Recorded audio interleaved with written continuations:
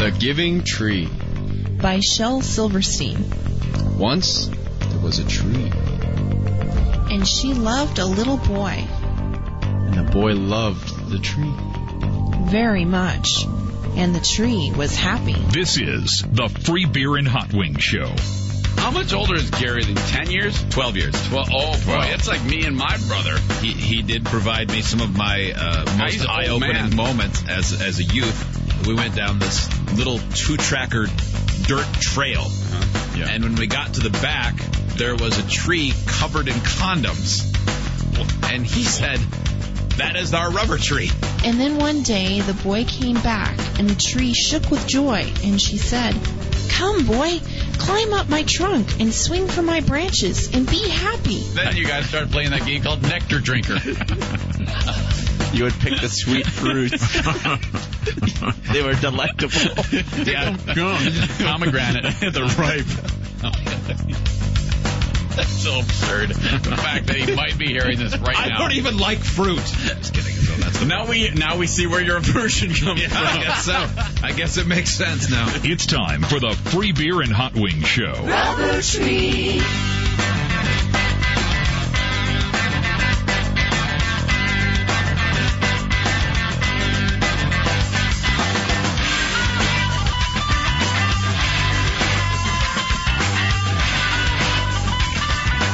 It's Monday. The Free Beer and Hot Wings Show. Free Beer, Hot Wings, and Eric Zane. Joe in his booth, Steve in his booth. Join us toll free, 1-800-947-3979. Email idiots@freebeerandhotwings.com. The Easter Mass set a record on Saturday night, the vigil. 3 hours, 1 minute. Wow. 3 hours. Man. I had never been to a 3-hour mass before. And it was amazing because it's Saturday, and it's during the day, and my daughter and her pal have just started hanging out with these two new boys. Mm-hmm. Right. And they met the boys, I told you earlier in the week, at that water park. Mm-hmm. Well, they came over, and they're just, watching whatever show they may be watching on TV, and I hear that the boys want to go to Mass with us. One of them's Catholic, the other one not, no biggie, whatever. And I go, well, okay, wait a second. I need to lay some news out to these guys. I go, look, just so you know. I go, and, I said to the kid who was Catholic, I go, have you ever been to a vigil Mass? And he goes, no. I go, okay. It's not like a regular Mass. It is, but it's not. It's just mega-sized. Mm-hmm. And the other kid, I go, and dude, and you, all right, you haven't been part of any of this. So this is going to seem to you like the craziest, most boring thing you've ever seen ever. Ever. And I said to him, I go, in fact, there's going to be times when my mind's going to wander. And I want you to know that if you ever find yourself fading away, look at me. Because odds are I'll be picturing myself riding a dragon or fighting with Captain America against the Red Skull. While you look at me, that's probably what I may be thinking about at that point. Mm-hmm. So, just so you know, it's going to take a long, long time. I said 2 to 2.5 minimum. Okay. I go, all right. You're more than welcome to come. Well, boy one calls his mom and lets her know. And then, well, apparently boy two did not. He didn't say a word at all. So 11:30 rolls around, looks at his phone, missed calls, 100. She's wondering where her 9th grade son is. Mm-hmm. Yeah, I can see that. New friend. She probably thinks that they ran off and are now like in Vegas or something. Who knows? Right. Never before has a kid gotten in so much trouble for going to church. Mm-hmm. This kid is dead meat. Yeah. And I said to Jack, I go, Jack, you might as well kick this one to the curb now. If he's too dumb to not even call him to his mom, let her know where he's going to be. You don't want any part of this. You know the mom. Where were you? I was at church. No, you wouldn't. That's the worst lie ever.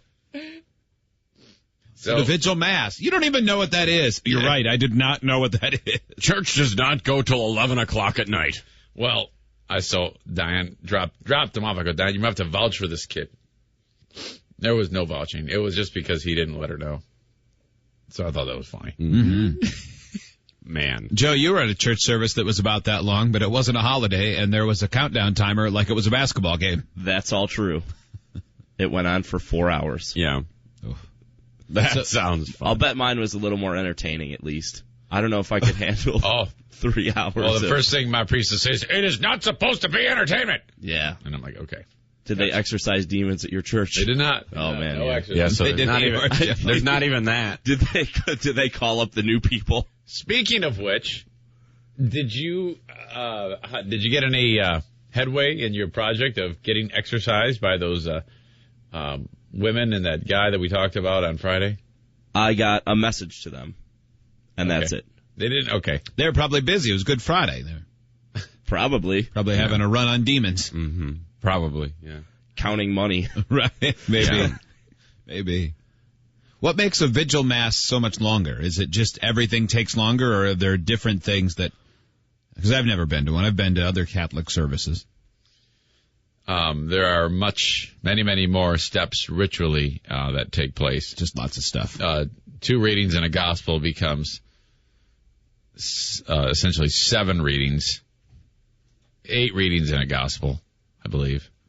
Wait, no. 7 readings of gospel, homily. And then there's new members of the church are baptized and confirmed. Lots of stuff. People who, like adults. Mm-hmm. Not the babies. Right. So, they've been taking these classes and things like that. So then you welcome them into the church on the vigil, and it's the holiest of the holy days. And so, yeah, it's just a lot more walking up and down the aisles with holy water and incense, and it is incredible. I won't say anything bad about it. It's it is what it is. If you're into it, you're into it. If you're not, you're not. Mm-hmm. So, but it was good. It was good. I didn't even know that much time had passed. 3 hours and actually 1 minute. That's something. As long as your expectations, if you go expecting 2.5, 3 hours and it's 3 hours, I'm okay. It's when I go to something and they say, it should be about an hour, and it gets to be 2 hours or 2.5 hours. We had one of the classes we took before we had the baby, where it was listed on the sheet as class typically goes 60 to 90 minutes, and it was 2 hours and 45 minutes. You don't surprises. I spent the last hour and 15 going, come on, I am so not paying attention. I am not learning anything about breastfeeding. All I'm learning about is impatience, and I am filled with it. So knowing what you know now, all the classes you took, I guess it's probably too early to ask this, but were they all something that you think were necessary as you move forward with week number 3 or 4 of being a father? I don't know if necessary, but they certainly made me feel better. Peace of mind, even beforehand. Yeah. Even like the car seat one. A lot of people made fun of us for taking the car seat one. Like, it's a car seat. Read the directions. Put it in. But it was just nice to know that you're doing it right, so you have that peace of mind that you're not going to stop at a stoplight and the baby's not going to fly past you out the front window. Right. That's Yeah, that's always good. Really jam on the brakes. Yeah, that's always good to know. He's, I think this is pretty common for a lot of babies, but he's very soothed by riding in the car. Oh, yeah. And we don't really want to take him into stores yet, just because he's so young. We don't want to have him exposed to a lot of people and their disease faces. So my wife wanted to, quote, just run in to a baby store to buy a couple things on the list. Yeah. And I know my wife's history of just run in. There's no such thing. So we left our house at 2:30 on Saturday. And I said, all right, well, while you just run in, I'm going to keep the car moving so that he is happy. In all, I drove for 2 hours and 35 minutes without stopping other than at stoplights. Because while she was in there, I just kept circling. It was like the Indianapolis 500, but with a yellow flag hung out. How big was your track? Was it a 2-mile oval? It was about a mile and a half. Okay. Filled with stoplights. You drove a 1.5 mile loop for 2.5 hours? Well, including 30 minutes to and 30 minutes back. But It was a long trip in. But still, you did like a NASCAR 300-miler. I did. An hour and a half. I could have been at, I don't know, my family's house. You could have been easily in another state. Couple times, call. How's it going? Yeah, well, we're looking at this now. Okay. So. Most patient husband in America, right there. Yeah.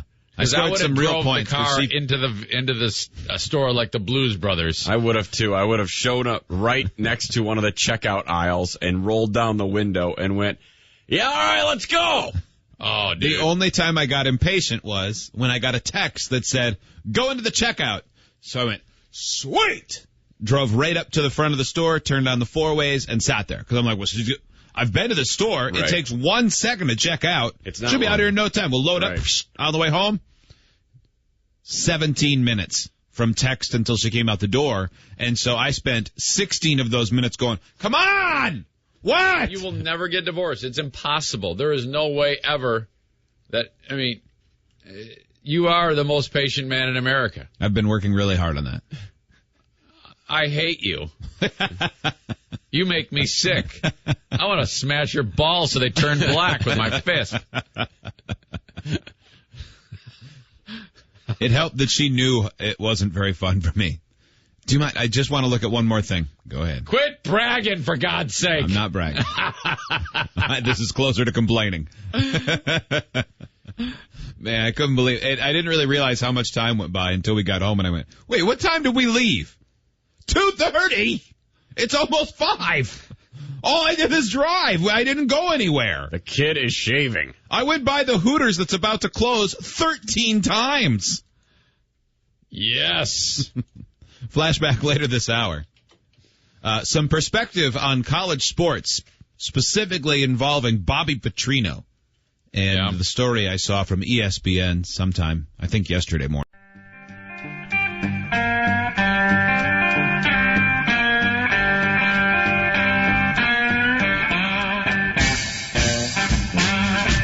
Email the show, idiots@freebeerandhotwings.com. 1-800-947-3979. Flashback later this hour. You won't believe what I stole. So Friday we talked about the Bobby Petrino case in Arkansas. He's the head coach of the Arkansas Razorbacks. They won 11 games last year. They're very good. The record since he's been there has been very good, and they play in the toughest conference, in the toughest division in college football. So it's pretty impressive. They have games with Alabama and LSU every year, and then end up playing Florida every couple of years. That's a tough schedule. Yeah, it sure is. And so they've been very good, and they had been just slightly better than mediocre for most of the time before he got there. He was with Atlanta prior to that? With the Falcons. That was the Vic deal? Yeah. Because he's the guy, isn't he the guy who left like 5 games into the year or something like that? Or something weird happened? I actually read up on this over the weekend because I know that his reputation is terrible. When he was at Louisville, on several occasions he would announce, I'm at Louisville for life. And then they'd find out that he was taking secret meetings about jobs and trying to leave all the time. Wow. Including when he finally signed this extension, the AD said, all right, we want to sign you to an extension. And it was like a massive long-term extension. And Petrino, because his reputation was a guy who was just waiting for the next gig, and he'd have all these secret meetings. Did you have this meeting? No. And then it would come out, yes, you did. Yeah, I did. I'm sorry. Mm-hmm. Who can blame me? I'm just trying to do the right thing. Almost took a job at Auburn and then didn't. Did that while his former boss was still the head coach. It's kind of a bad move. Okay. Almost took the LSU job. Almost went to Notre Dame. So finally he signs this big, long contract. Big money with Louisville, whom he had built. They had just lost, or they had just won a BCS game against Wake Forest. So they had really elevated the program. And to kind of convince them that he was there long term, he said, put $1 million buyout. If I take another job, I'll pay $1 million. All right? Okay. Less than a year later, he signed a deal with the Atlanta Falcons. Did he pay the $1 million? It didn't say. I assume the Falcons paid it. That wouldn't surprise me. So he signed with the Falcons. That was about the time that the Michael Vick thing happened. That ended up being a disaster. He couldn't communicate with NFL players. The players hated him. It was a near mutiny. He had a meeting with his owner on a Monday morning. The Falcons were set to play on Monday Night Football. And he and his owner, they came out of it, and the owner said, well, we have a coach. He's not going anywhere. That night, they got blown out on national TV. Petrino quit and took the job with Arkansas. Didn't tell his players. Didn't tell his staff. Just left a note and hit the road. Wow. Next thing you know, you see him literally dancing with cheerleaders at a press conference for Arkansas. Oh, my gosh. That's crazy. Since he's been at Arkansas, he hasn't had a lot of issues. Yeah, but up until he has rubbed people the wrong way in some cases. Until most recently when he had the motorcycle accident and one of the state troopers that works games was the one who was on the scene. Yeah. And he helped cover it up. So he's in trouble too, by the way. Nobody's talking about that. Because of the other. Are we talking about the cover up involving, is it because of the cover up for a woman or cover up for how it happened? Mostly the woman. Okay. Because it was the woman that was on the motorcycle with him. For those who don't know the story, was not his wife. It was a 25-year-old woman he had just hired for a newly created position. Yeah. Who had been a volleyball athlete at Arkansas. So extramarital affair is going on. Apparently she has a fiance. She has a fiance. Oh. Yeah. So she wasn't, yeah. Boy, man. So there was a cover up there. And I was reading in the same article, it said that because of his actions, hiring someone and whom he's having an affair with, the university is wide open for a massive piece of litigation. Wow. Okay. So they're in trouble. Yeah. But the perspective, because what he did, that's pretty bad considering his salary is largely paid by taxpayers. Certainly a good portion of it. He's probably the highest paid person on the Arkansas payroll. Okay. And I don't mean the university, I mean in the state, because that's a state university. Okay. You think about that. That's probably true. Oh, yeah, I'm sure it is. I'm certain he makes more than the governor. His annual salary is $3.68 million. So that's definitely higher than the governor. I'm sure there's some bonuses that he can get that are probably paid by shoe companies and athletic contracts and endorsements. Yeah. But yeah, that's a lot of money. And it's about winning, as they would say. So ESPN did a piece, and they wanted to interview some people in Fayetteville, where the University of Arkansas is. Yeah. And the first guy they interviewed, first of all, it was like they had gone out of their way to find a kook. Because this video, they said it was taken Friday when they did the piece.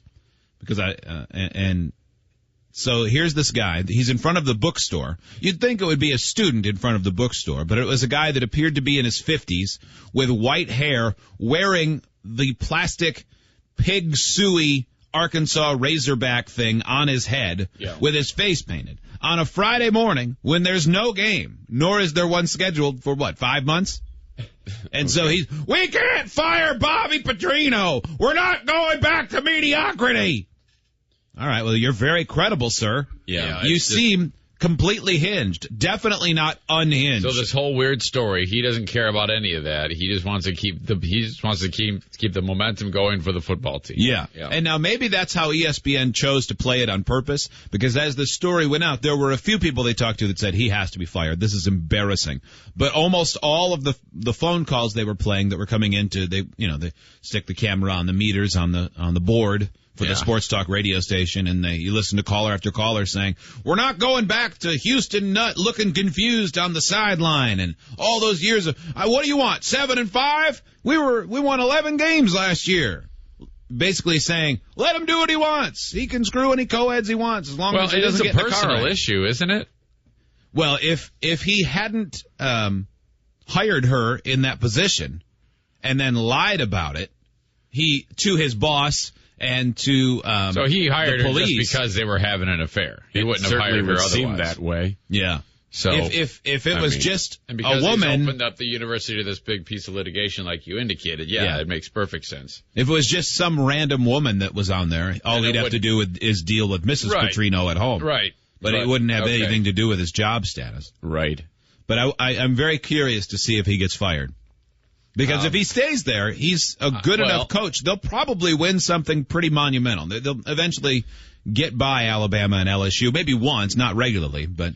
Well, it all depends on what the public outcry is. If the public says, to the lunatic with the face paint, if the public is willing to go whatever and bow down and not be and not care, particularly the public that writes big donor checks, right, and lets them use their jet to go recruit, they don't want to have to deal with that. Yeah, but if the people that write those checks are happy winning 11 games and they don't care because maybe they have stuff on the side that they're not so proud of, then he'll be back and keep that juggernaut rolling. But that's such a crazy perspective. That what he did opened the university up to what they said could be a major lawsuit. Now, who knows if that woman's going to want to get involved with that? How can somebody who is maybe her husband or her fiance? Yeah, she might need to do it to win that back. How can somebody who is so good at certain decision making, like on the field, be so bad at decisions everywhere else? It seems like this guy can't make a good decision. Yeah. It's a bad decision. Must be crazy. It must be huge. Because it's a bad decision to cheat. It's a worse decision to cheat the way he cheated. Mm-hmm. I'm going to create a position for this girl I'm hot for, and then about 6 or 7 days later, I'm going to go out for a motorcycle ride with her without a helmet on. Mm-hmm. In a town where clearly everyone will know who I am. I'm the biggest celebrity in town. Maybe the state. Probably. Yeah. Short of former President Clinton rolling back into town for a weekend or something. Yeah. Mm-hmm. Hard to imagine somebody... Wait a minute, aren't the Duggars in Arkansas? They might be. The Duggars might be close to Bobby Petrino as far as maybe. Okay. Can you imagine if it was Mrs. Duggar on the back of the motorcycle? That would have been pretty awesome. He could have landed in her vagina, and it would have been they'd have thought she's pregnant again. Yeah. Oh my God, Mrs. Duggar had she gave birth to. Where's Bobby Petrino been for the last 8 months? Holy cow! Mrs. Duggar just gave birth to Bobby Petrino. They'd have thought that motorcycle was hauling a covered wagon. That thing flapping around in the back. If she turned the right way, it would have been like deploying a parachute on a dragster.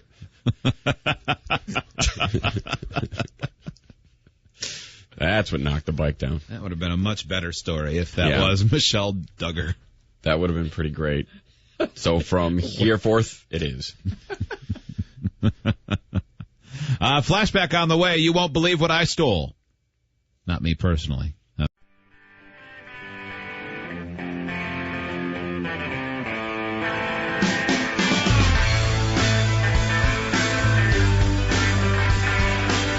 Email the show, idiots@freebeerandhotwings.com.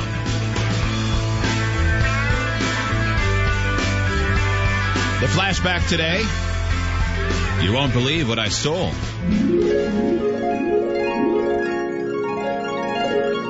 So we got an opportunity for you to share your story. 1-800-947-3979. About the things you've stolen that you may not have really needed. This is something that a lot of people go through. Zane, you loved shoplifting when you were young. I was a klepto. And we're not endorsing this. Let's make that clear at the beginning. But it's a fact that a lot of people go through and do it. You were a klepto. Joe, were you a klepto? Were you a steal things you don't need just to see if you can? Not things I didn't need. Things I needed. Things you needed. Yeah. Baseball cards and Walkman. Zigzags. Hollings. Zigzags. Yeah. Were you a thief? Screens. No, I never really stole anything. Wasn't either. Not my thing. But there's a story about this guy named Joshua Paul Calhoun. He's from Texas. And Calhoun is in federal custody now. But he has a rich track record of stealing things that some would say he probably didn't need, oftentimes just for the thrill. He stole a backhoe, was arrested for it, but got out of it.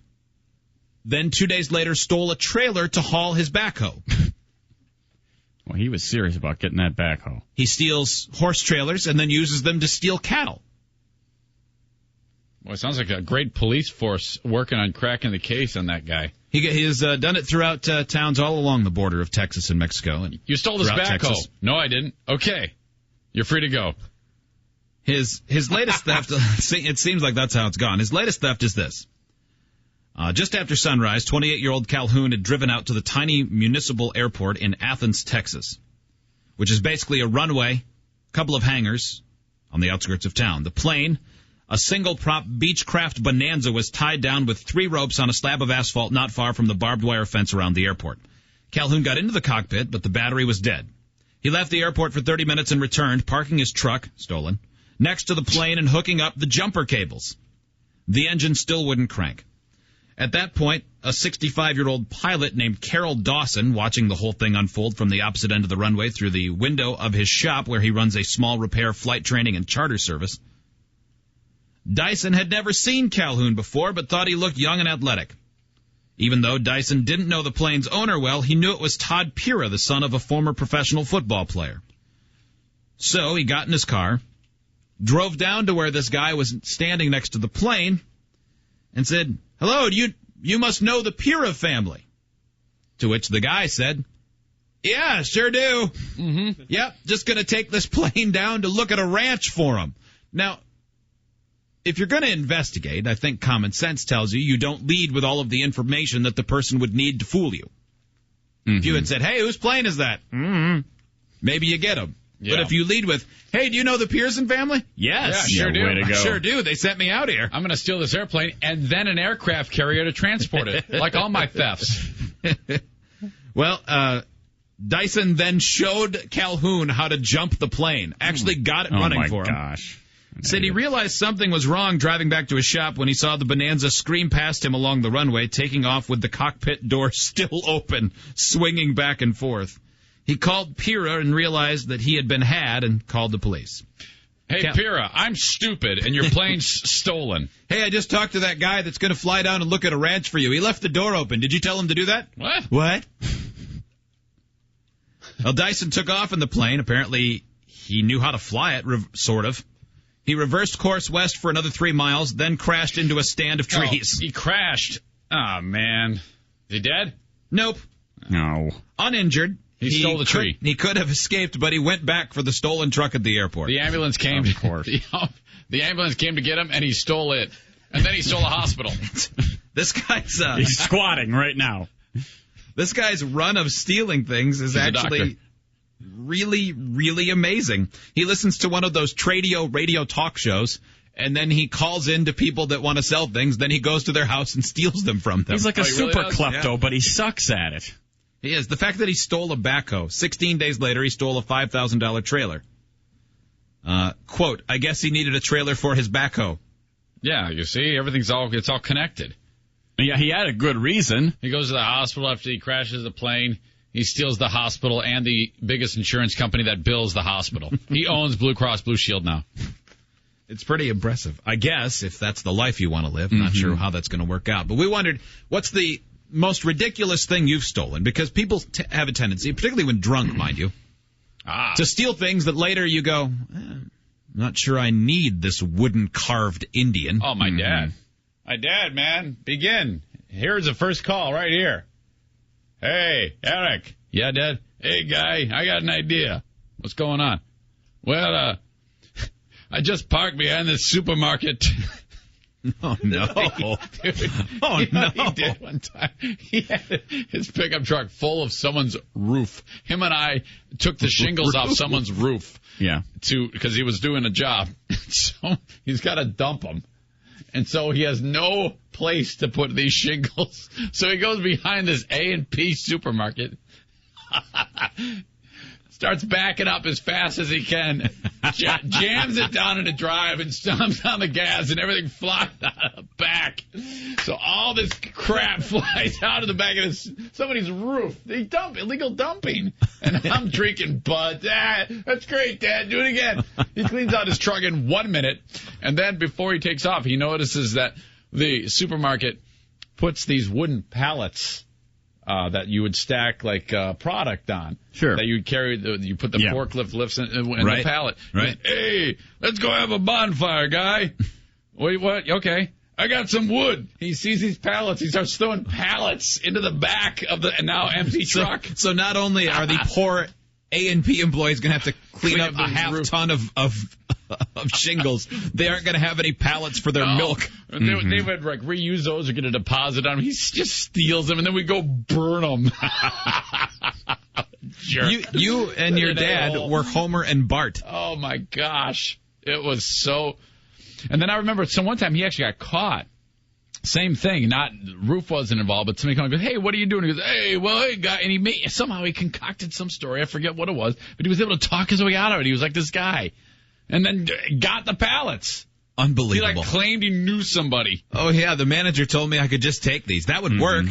It would, probably. Yeah, I just talked. I asked him, and he said he didn't mind if I took a couple of them. I once tried stealing a keg from a keg party. like super bad. Yeah. You are super bad. Did you eventually pour it into detergent bottles? No, we got busted, and then I blamed it on my friend Andy. Oh, no kidding. It was his idea. What are you doing? Yeah, no one was going to notice the keg was walking out of the door. Everybody wants to beat your ass. Seriously. John in New York, what did you steal that you didn't need? Oh, I was drunk one night and went into an all-night supermarket with a buddy of mine, stole a live lobster by sticking it into my pants. Into your pants? Now, of course, it had the rubber bands on the... Had the rubber bands on it. Yes, it did. It was wearing the rubber. What did you do with it once you got out? Just throw it in the garbage? No, I ate it. What, are you kidding me? I love lobster. Oh, my gosh. They shade it, I guess. Yeah. If you're going to steal it. Yeah, I assumed you threw it at a semi passing on an overpass or something. Like baggy pants or something? Because, man, a lobster is a big honking thing. You stuff it in your pants? Not to mention it would be soaking wet when you shoved it down your crotch. Yeah, I can't think of anything more uncomfortable or off-putting than shoving a lobster in your pants. A wet, stinky lobster. Joe, will you, on Wednesday for your Joe stunt, go buy a lobster wearing your Zubaz and say, no bag, just put it in my pants? And then, you have to walk out with it in your pants. Yeah, in my pair of Zubaz that I own. Right. Because, of course, you have one. Uh-huh. 1-800-947-3979. Did you know that John is the only listener to the show who has stolen something ridiculous? You're all Apparently, liars. yeah, it's true. Yeah, they have all stolen Nobody big has things. stolen anything. 1-800-947-3979. One of our roommates in college who actually eventually was a teacher of Marissa's at her high school, by the way.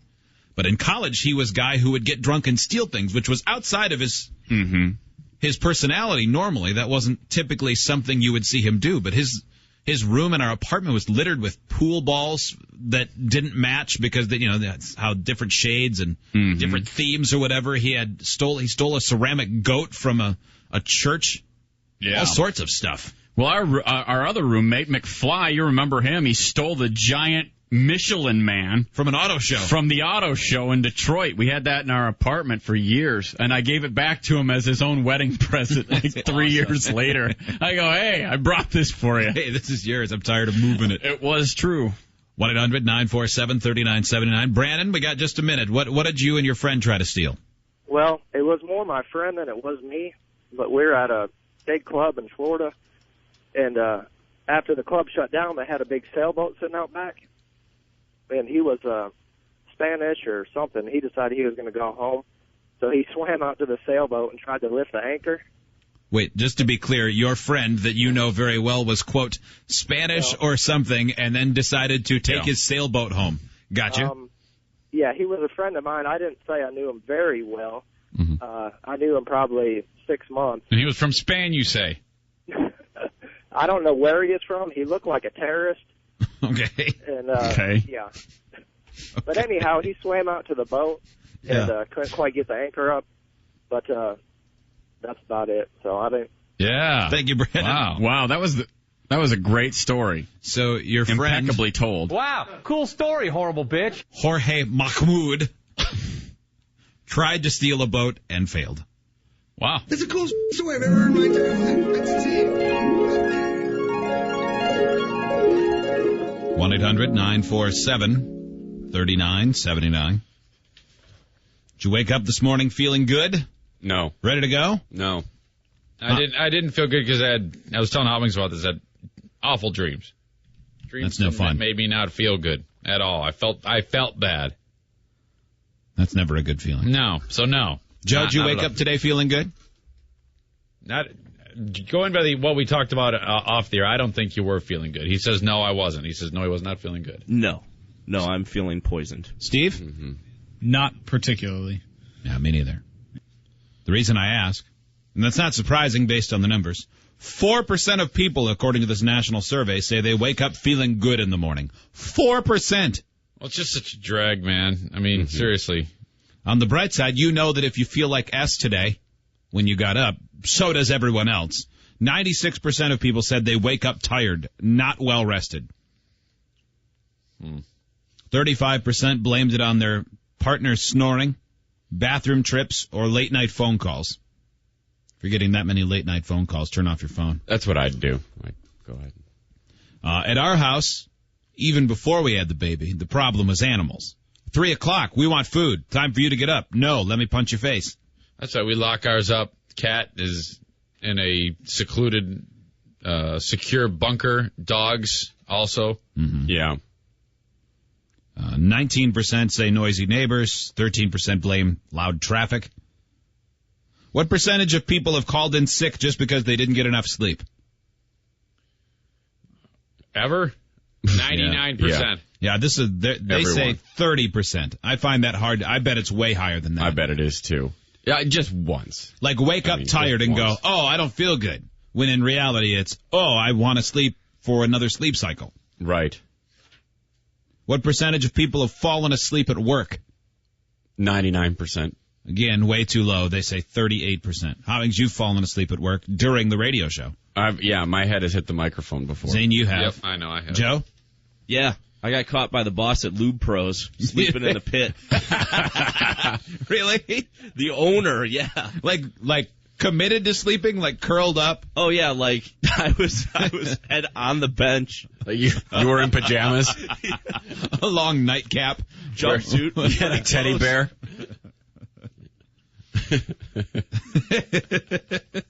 It gets so dark down there. Oh, I bet it's great sleeping environment. Steve, sleep at work? I don't think I ever have. I don't think I have either. Yeah. Wanted to some days. There have been a number of days where when I get here at like 4, I'll think to myself, if I just put my head down on my desk and sleep, Steve will wake me up when he comes in. That's not necessarily true because Steve doesn't always come by the office. Sometimes he goes the other way. I might get to be like 10 to 5 and you guys are like, where is he? I don't know, but there's drool all over his desk. That's what would happen. Yeah. I would not be refreshed by that. No, I think I would feel worse. That would be devastating. No. Just so you know, if you're feeling like crap today, you are not alone. Couple things you'll be able to see at freebearandhotwings.com. If you can't see them now, there's a video. We've seen this before where the runway for the airport is right next to a resort. And in this particular case, in this video, the giant jet is getting ready to take off. And the beach is just on the other side of the fence. Yeah, this is a famous runway. Yeah. What is it, St. Martin's, I think? I think so. Is where that is. And, there's water, beach, and then runway within about, I don't know, what would you say, about 200 feet, maybe? I mean, it's all pretty close together. It's crazy. So when the jet wash starts, when the jet is throttling up to take off, the people on the beach, if they choose to, are right in the wash. And apparently it's fun for people to get right behind the jet and see if they can hang. I can kind of see the appeal of that. I can too. Once. And so some people scatter, but other people are like, all right, I'm going to do it. And so they'll hang on to the cyclone fence or the chain link fence and just hang on. And one particular woman holds on for a pretty long time. And then gives up. And when she lets go, she stumbles backwards with the wind at her back, thrusting mightily. Do you think until her skull bashes the small 3-foot concrete barrier? Oh, wow. Yeah. Boy, it's obstructed a little bit by the cloud of sand, but man, that looks terrible. You can see.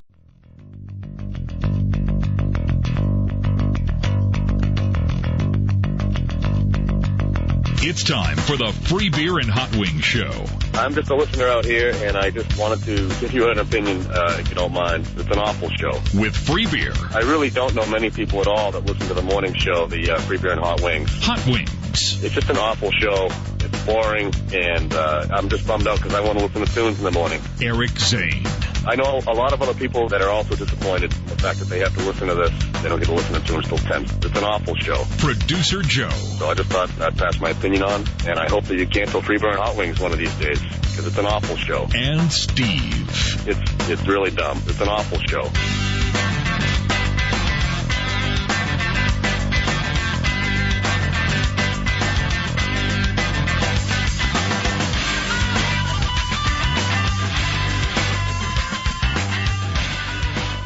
It's Monday. The Free Beer and Hot Wings Show. Free beer, hot wings, and Eric Zane.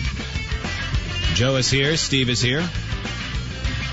2 interns taking their opportunity screening phone calls today. Boy Crazy Kayla and Nader Todd. It's Kayla now. The I can't wait to talk about blank segment, whatever might be on your mind. 1-800-947-3979. Email idiots@freebeerandhotwings.com. You can jump in. Follow the show on Facebook as well. Okay. A lot of stuff to get to later on. There's a video you can see at freebeerandhotwings.com that Steve will put up. Major cheap shot in baseball. Wow. But it's a community college baseball. And it's not what you're expecting.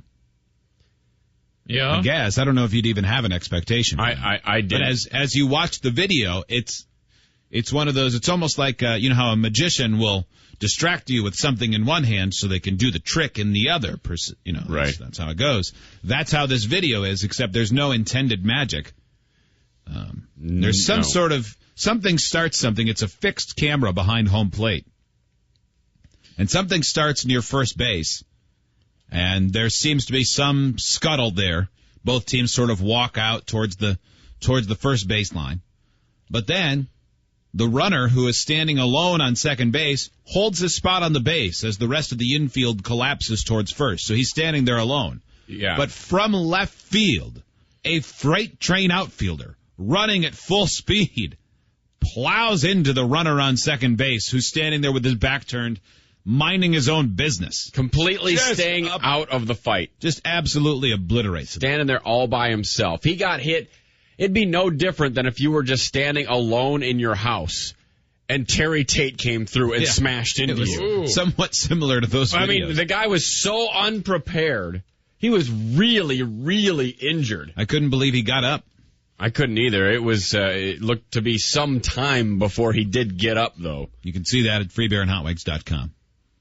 The Masters this weekend proved to be highly entertaining.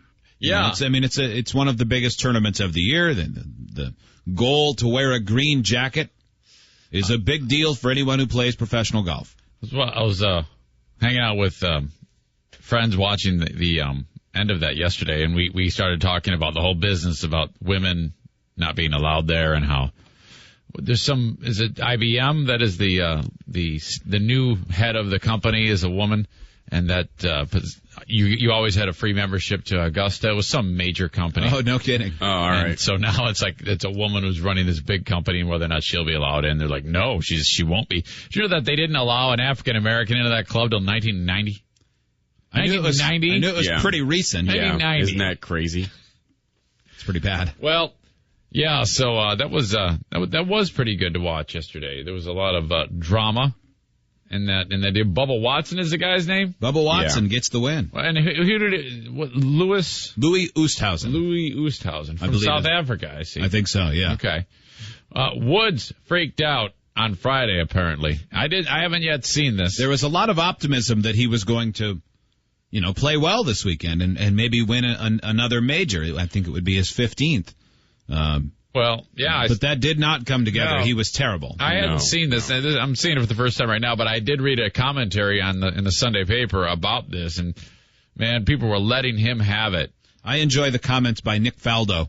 Yeah, I had read them. I'm anxious to hear how they sound. If something clicks in your mind and you just lose your picture for a split second or your alignment, then you've just got to before he's lining up for a shot. Woods. Typical. He knows it's bad. Drops his club, kicks it. Wow. Yeah. I think we can officially say Tiger has lost his game. Inexplicable. And his mind. And his mind. And his mind right now. And his temper. Yeah. They don't like that. You know, golf. Extraordinary, isn't it? But if you can't... Extraordinary. On verge of becoming the greatest player if you can scrape past Jackson. 18 majors, and he hasn't got a clue how to put the club face onto the ball right now. He hasn't got a clue. But didn't we all think when he won two... Wow. Boy. He lost his mind. Now, he did. Now, I didn't think it was as bad. I thought it was going to be worse, actually, based on the hype for it.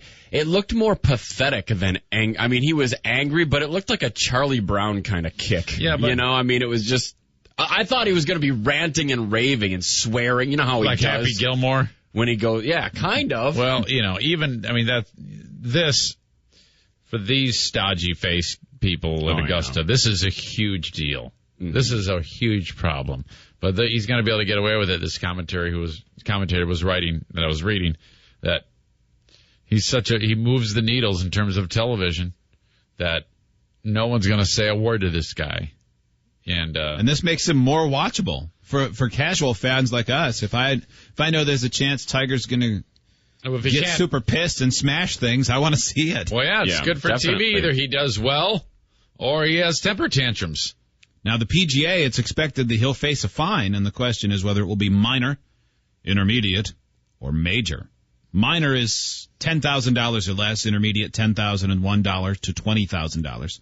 And major is anything over $20,000. They think he may get a major fine. Really? By the PGA. Tiger later said, quote, "I apologize if I offend anybody. By that, I've hit some bad shots." What? It's certain. Yeah, that's what it says. That's it's weird. Certainly frustrating at times not to hit the ball where you need to hit it. I certainly heard that people don't like me kicking the club. Well, I didn't like it either. I hit it right in the bunker. Didn't feel good for my toe either. Unlikable. He is pretty unlikable, and yet he is a jerk. It's amazing that everybody kind of focuses on him, and there are plenty of people that want to see him win a major again.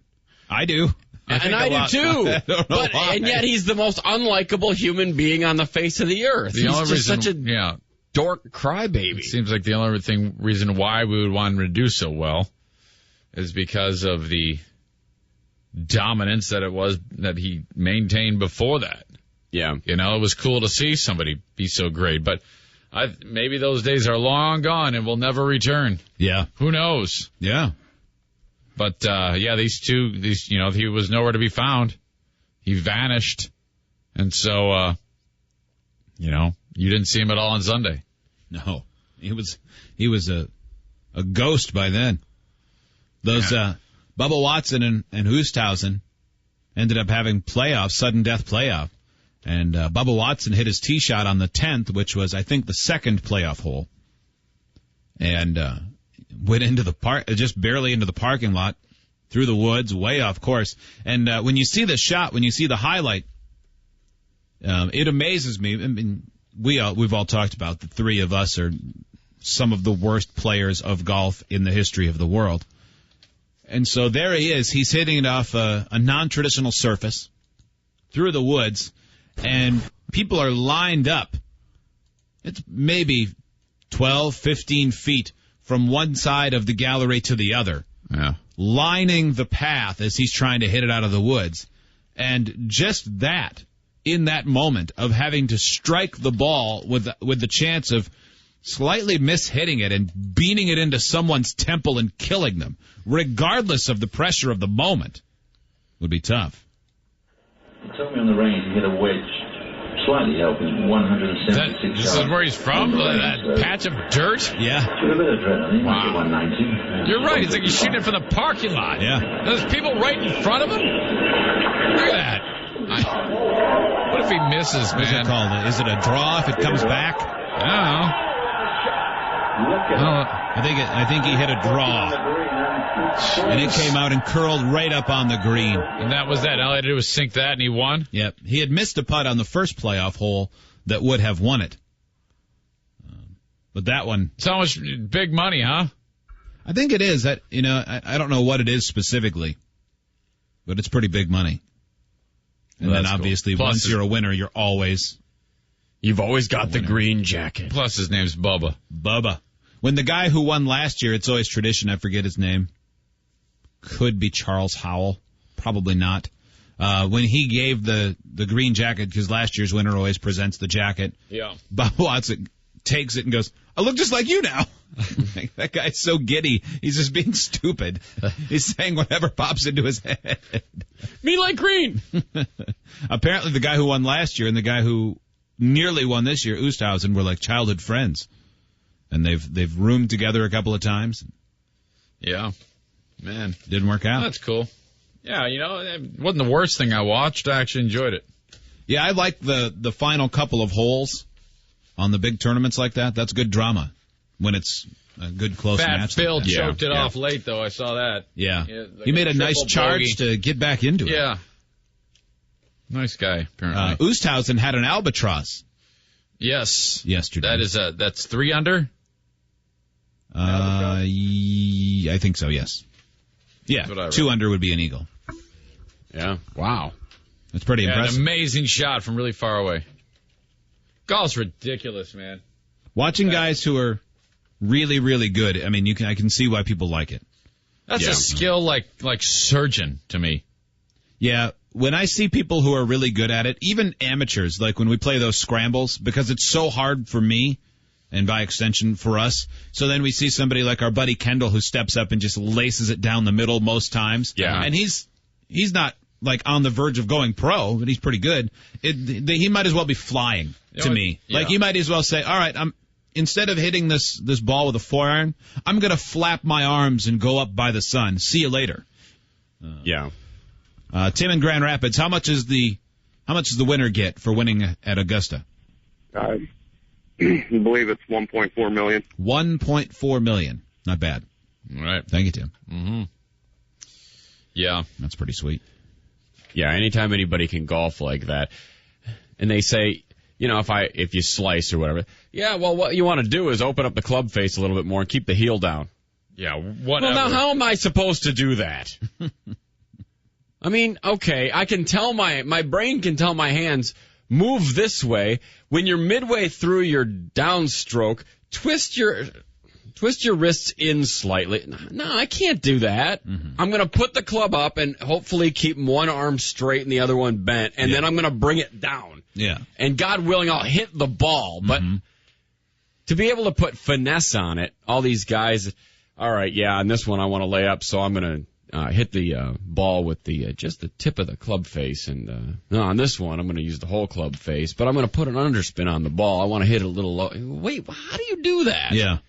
How Aren't you just going to swing as it? hard as you can and hope it goes somewhat straight? That's what I do.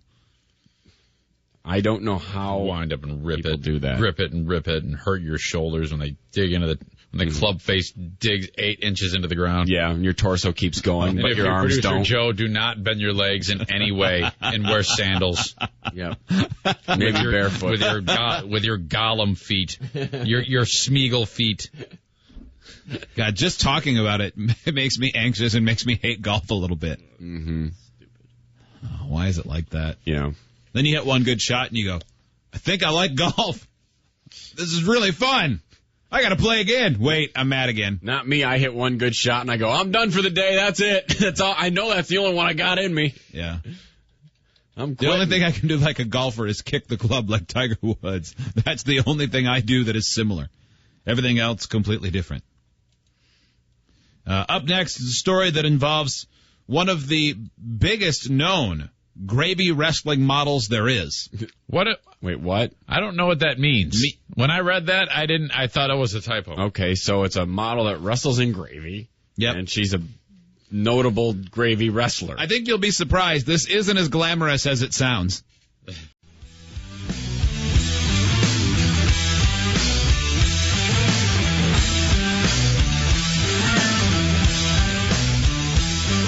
Check out the show on Facebook and Twitter. Do it at freebeerandhotwings.com. 1-800-947-3979. Later this hour, Joe has taken a leap into the world of home improvements. I'm not sure he's improved anything so far. We'll We'll talk about that. Yeah, that's a good idea. I'm glad we are going to. Good brown gravy. Good brown gravy. I said good brown gravy. Oh, you know it's going to be a good day when Joe Diffie makes an appearance, for God's sake. This is a pretty deep song. It works on a lot of levels. I could cause a big commotion. I could put it on the market, call it biscuit lotion. Back. Biscuit lotion. This came out when Hot Wings and I were working at Hot Rockin' Country. It sounds about 1993. Yep, that's probably pretty close. That's pretty close. He and Billy Dean wrote this while they were fishing. Started screwing around and doing it in the boat. They were doing it in the boat? Yep, Wow. and then they wrote this song. I didn't know that. I did not know that. They were screwing around, doing it in the boat, and then they wrote this song. Yeah. Okay. Well, guys, we have an important gravy story today. Headline from the Daily Mail. Gravy wrestling model suffers horrific facial injuries after being hit with monkey wrench. Oh, boy. What? Well, that sounds terrible. Yeah, I mean, technically, this is assault. It's bad. But because the other things are ridiculous, it's okay to laugh at it. That's what we've decided. Okay, good. And I think that's what the world has decided in this case. Yeah. A model who became a champion gravy wrestler. I didn't even know that existed. This is obviously, I mean, I'm sure it happens here, but apparently it's more common in England. A champion gravy wrestler. Not just a gravy wrestler. And I thought, well, maybe gravy means something different in England. You know how some words are, slightly different? Well, sure. No, it's gravy. It's definitely like gravy. Okay, and she is one of the champions of wrestling and gravy. Here's some pics of her from some recent activity. She looks like a big, buxom, brawling babe. She looks like she looks better there. Oh yeah, she didn't look great in pictures where she's covered with a food product. She looks, in those where she's got the pigtails, she looks like some kind of crazy Austrian beer wench. Yeah, definitely true. Looks like something that would be popular alongside Renaissance fairs, even though I doubt there was wench gravy wrestling at Renaissance fairs. Elisa Sampson. She's 31, was hit in the face by her best friend, Sabina English, after arriving back at her home in Rossendale, Lancashire, and finding the single mother having sex with another friend on her sofa. When kickboxer Elisa interrupted the two with a shout of, "What are you doing?" I love the descriptions in this article, by the way. Laundry worker English jumped up and hit her in the face with a garage tool, which was lying nearby on the floor. That garage tool was the aforementioned monkey wrench. Nice place. Yeah, why was there a monkey wrench laying next to the couch? Monkey wrench laying on the ground. I don't know.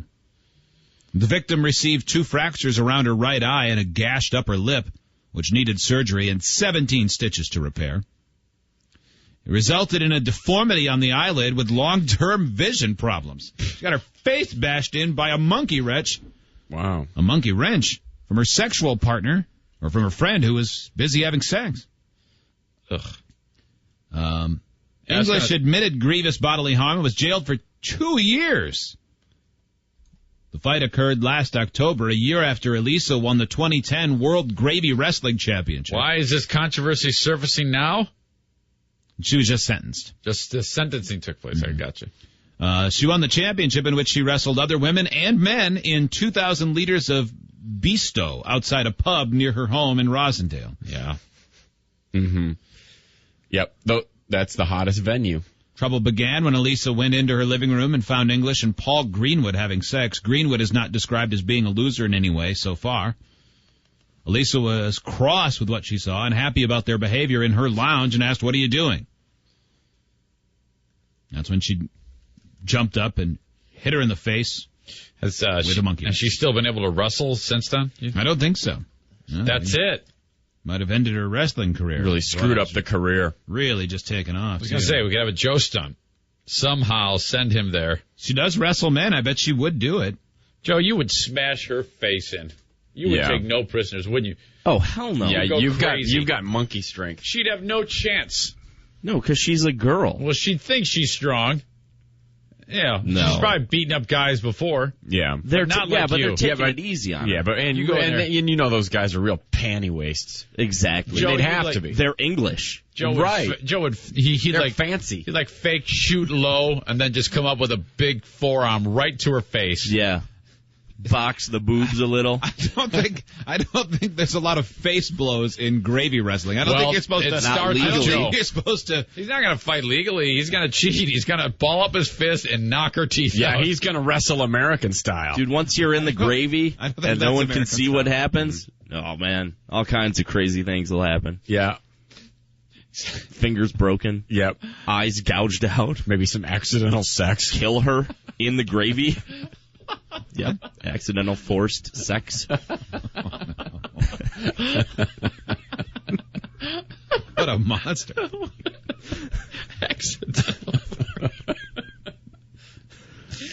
That's the rules of the gravy world. I had no idea that the gravy world had Thunderdome. such a seedy underbelly. You don't know. I don't. I agree. Bite off a big chunk of her elbow, like Walking Dead. Just Joe- eat her skin. And then pleasure her with it. Craft a sex implement with her shoulder tissue. Right there in the gravy. Let's not forget this story all started with a woman who was assaulted in her own home by someone who was having sex on her couch. Yeah. And I'm going to make her hurt twice again. Joe, since this is a lawless With her underworld, shoulder dough. maybe it would be you who would be in trouble. No. She's experienced in the gravy battles. No, she's still a girl. Jesus. Yeah. It's true. Do you want me to try to find a woman you can fight here in the United States? No, please don't do that. Oh, no. Wow. That's a big turnaround there. Yeah. You were all braggy a second ago. Different country, gravy, I don't know. Okay. What if she Carried would away. fight you in gravy? No. What if she would come to America to fight you in gravy? Yes. Okay. So you want to fight this woman Has to with, be her. with the skull fractures. Has to be the woman who And then- has half a brain. The other one's in between the monkey wrench clamps. But no other women do you want to No. fight? I was reading, speaking of fighting women, I was reading a big retrospective.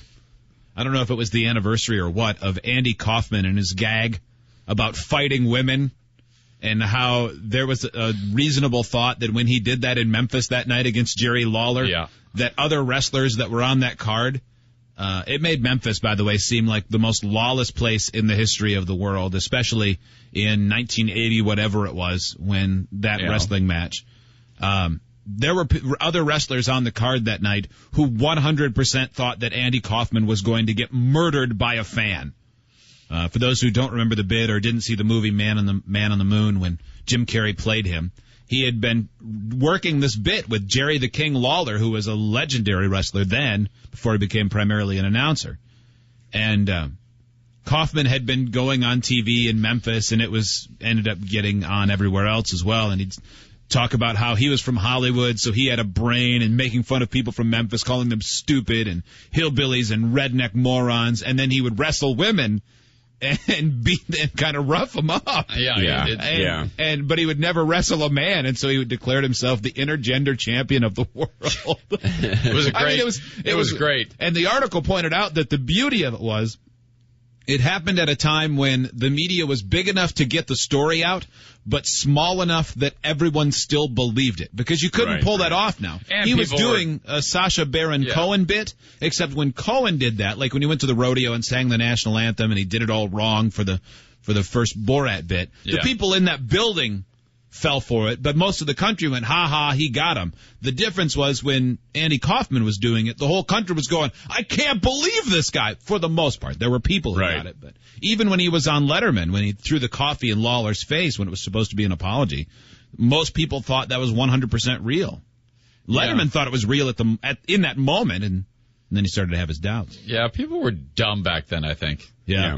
They were so naive. The wrestler wasn't a name I recognized, but there was one wrestler who carried like a knife to the ring in his tights because he had been stabbed by a fan there one other time, and he really thought that there was a good chance that it would go crazy that night in Memphis when Kaufman got beat up by Jerry Lawler. Wow. I believe it.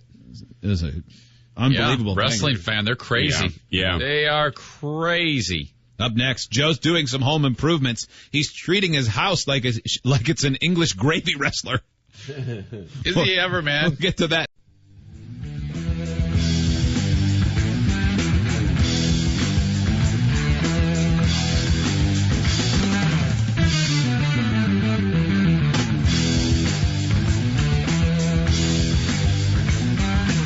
Now, back to the Free Beer and Hot Wings Show. I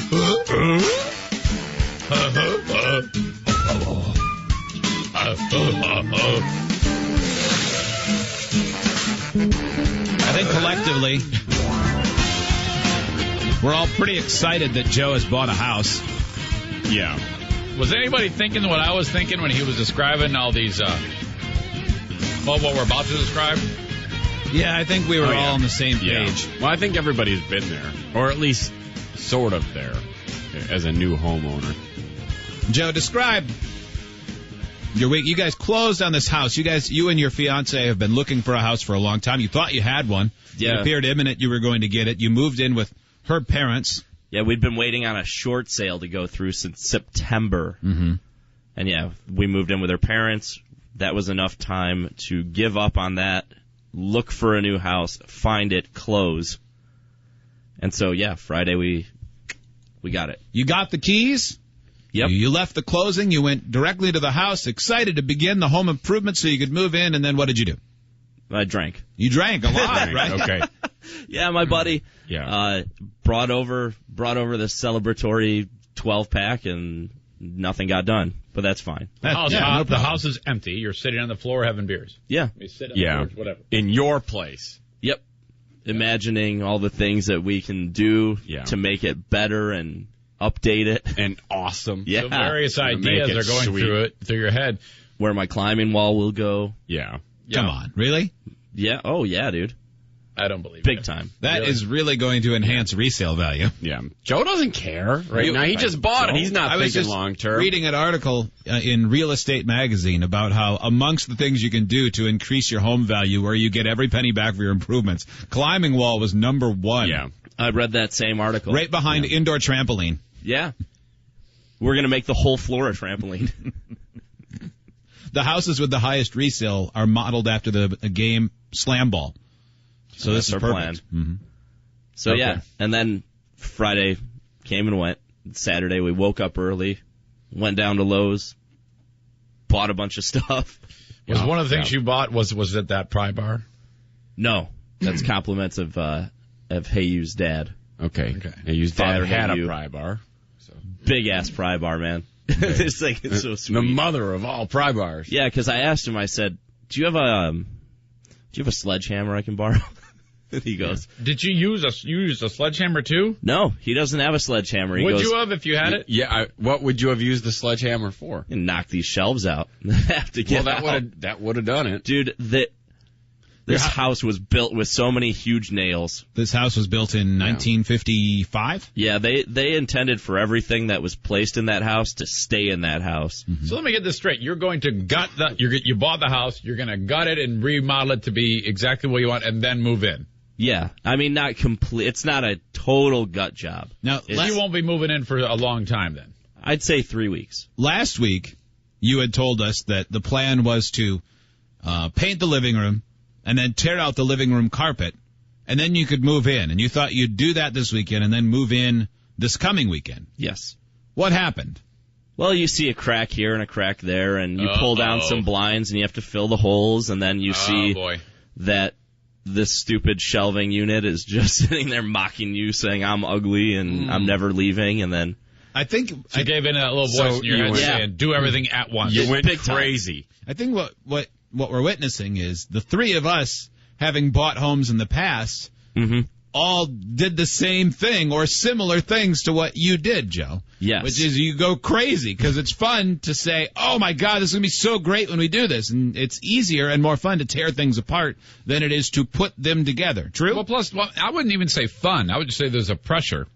Almost like you almost feel the need to upgrade everything immediately. Like you think that this all has to be done at the same time, at once, as opposed to getting into the house and then taking baby steps and going about it that way. I'm not saying there's a right way or a wrong way. Yeah, I know. For me, a wrong way is the way Joe. For me, I wouldn't be able to do well at that because I would struggle, and there's a huge cost. Yeah, see, Joe, I'm still like you. I still think of, I don't know, whatever I need to do. It's a different stage, but all these different little projects, and I'll start like 9 of them at the same time and sort of do a little here, do a little there, do it. And what ends up happening is that it's hard to get any of them done, and your wife hates you. Yeah. But none of mine involve my living space per se at this point. True. I mean, my bathrooms are done and things like that. Here's but I why. have been where you are, where you go in, especially when it's a new home to you. Yeah. And you've got the hammer, and man, demolition is fun. Yeah, when you it's go, a good time. I hate those shelves, and you knock those out, you walk into the next room, and you go, I hate this countertop. Wham! I hate this sink. And you just start going bananas, and then you go, what have I done? Was your fiance as excited to have all of these things destroyed as you were? Dude, she's down. These were decisions you were making on the fly. Well, I made some of them on the fly, but we talked about it before. I mean, we weren't quite going to rip out the the China display, but I don't know, it was there. It was a built-in China cabinet? I had the pry bar. It was, it was a built-in China cabinet, smoked glass in the middle of a wall. So now I can see right through from my kitchen to living room. Well, that's a lot better. Okay. It is. You're in good shape as long as you keep an operational bathroom. Yes. For the most part. Are you tearing any bathrooms up? Hell no. Not yet. At some point. Does this have 1 or 2 bathrooms? Or 3? 3 bathrooms. Oh, see, you're gold then. You can destroy one Joe, of them. will you have all this stuff taken care of by the time you move in? Just living room and bedroom. That's it. You said you had to sand a floor, But too. yeah, the floors, I mean, if you're you can't just sand. You should do the floors all at once, so. Right, and you're not going to do that, or you're going to wait? No, we'll do that. We'll do floors. floors. You're going to do that, too? Yeah, because I don't want to Now you got to move sand them everything and finish it, right? Yeah. So that's just like with a brush, and, I mean, I don't know. I've never done that. You're going to do that yourself? Yeah. Dude. So you're going to sand them yourself, and then you're going to finish them yourself? Yeah. I don't doubt that you can do it. I just think... Well, what are you going to do because if you've never done this before, is there any plan to, like, maybe, I don't know, watch a YouTube video or anything? For sure. Yeah, you'll definitely want to do that. Using a giant floor orbital. It can get away from you. You can wreck a floor that way. I know. I've been told. Yeah. But I have friends who've done it, so just call them in. They're going to help you? That helps. Yeah. You do have a lot of friends. And if I am incompetent, then they just take over, and I give them pizza. That's perfect. Yeah. It's harmony. Mm-hmm. So you're hoping to move in 3 weeks. So the 1st of May? Yeah. How long do you think Joe will be in his house on the 1st of May? I do.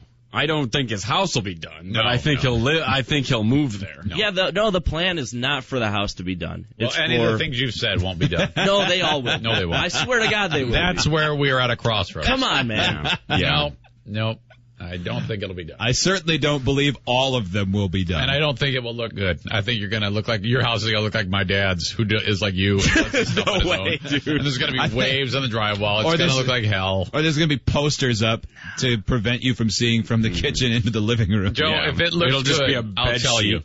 If it doesn't look good, I will say nothing, just so you know. Yeah, right. You will say something. You will say something Joe, both ways. My silence will speak volumes. When I walk into your house and go, thanks for having us, then you'll know your house looks terrible. It'll look But fine. if I walk in and go, man, you did it. I think it looks really good. I will not tell you if it looks all right. I will only tell you if it looks good. Deal. Otherwise, your house looks like crap if I say nothing. But Hey You's on board with all this. She didn't express any doubt about your plans. No. Has she seen it? Has she seen it? Have you let her go to the house? I have. She has. Dude, she works the pry bar too. She does? Steve, if anybody calls Steve about doing little girly things, but if anybody calls about because Steve indicated that one of the hardest things in the world he's ever heard about doing is sanding floors. And if anyone calls about any home improvement experts call Steve, we want them put right to the front of the line. Yeah. maybe you can walk Joe through it with some tips. Yep. Tip number 1, don't do it. Right. 1-800-947-3979. Maybe you've been in the same situation as Joe, where the pry bar seemed like a good idea and you hated a few things, so you decided to tackle them all at once. Dave in Cape Cod joins us. Hello, Dave. Welcome to the Free Beer and Hot Wings Show. How are we doing today? Good. Great. Excellent. Hey, my best advice is to keep his marriage is do one room at a time and finish it. Get it done. Focus on it. I think that is now, Joe. That's kind of it sounds like what you're doing. Basically, except we're doing 2 rooms first and then 1 room at a time. 2 rooms first, then 1. Well, wait a minute. You ripped out the one thing. You're going to do the carpet and the paint in the other room, right? We're going to do. Yeah, we're finishing the living room, finishing the bedroom. Thank you, Dave. And the floor. But the floors, because you have to do them all at once. Didn't you tear the floorboards out in the bedroom also? No, I was talked out of it. You were talked out of it? Yeah. You did nothing to the bedroom? Just tearing the carpeting out. That's it. We're nothing gonna paint. else? Have you already, did you already rip the carpet out? No, we're leaving that until we paint the ceiling. That's good thinking. That is good, because then you don't have to worry about drop cloths. Exactly. Have you got a budget?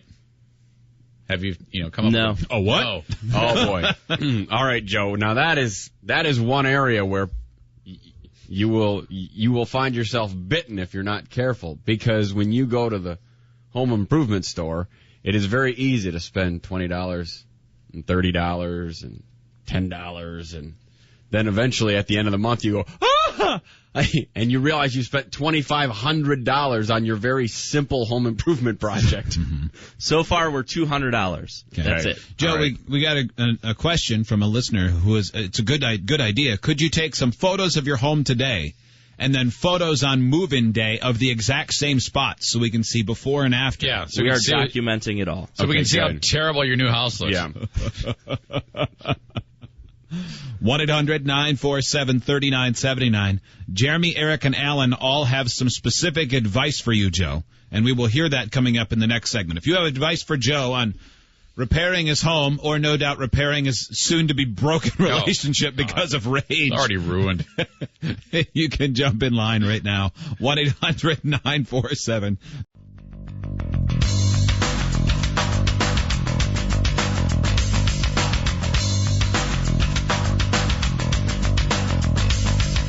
This is the Free Beer and Hot Wings Show with Hot Wings. What were you looking up on this car website? I refresh it on occasion to see if there's any auto news, because the Toyota thing is going on and whatever.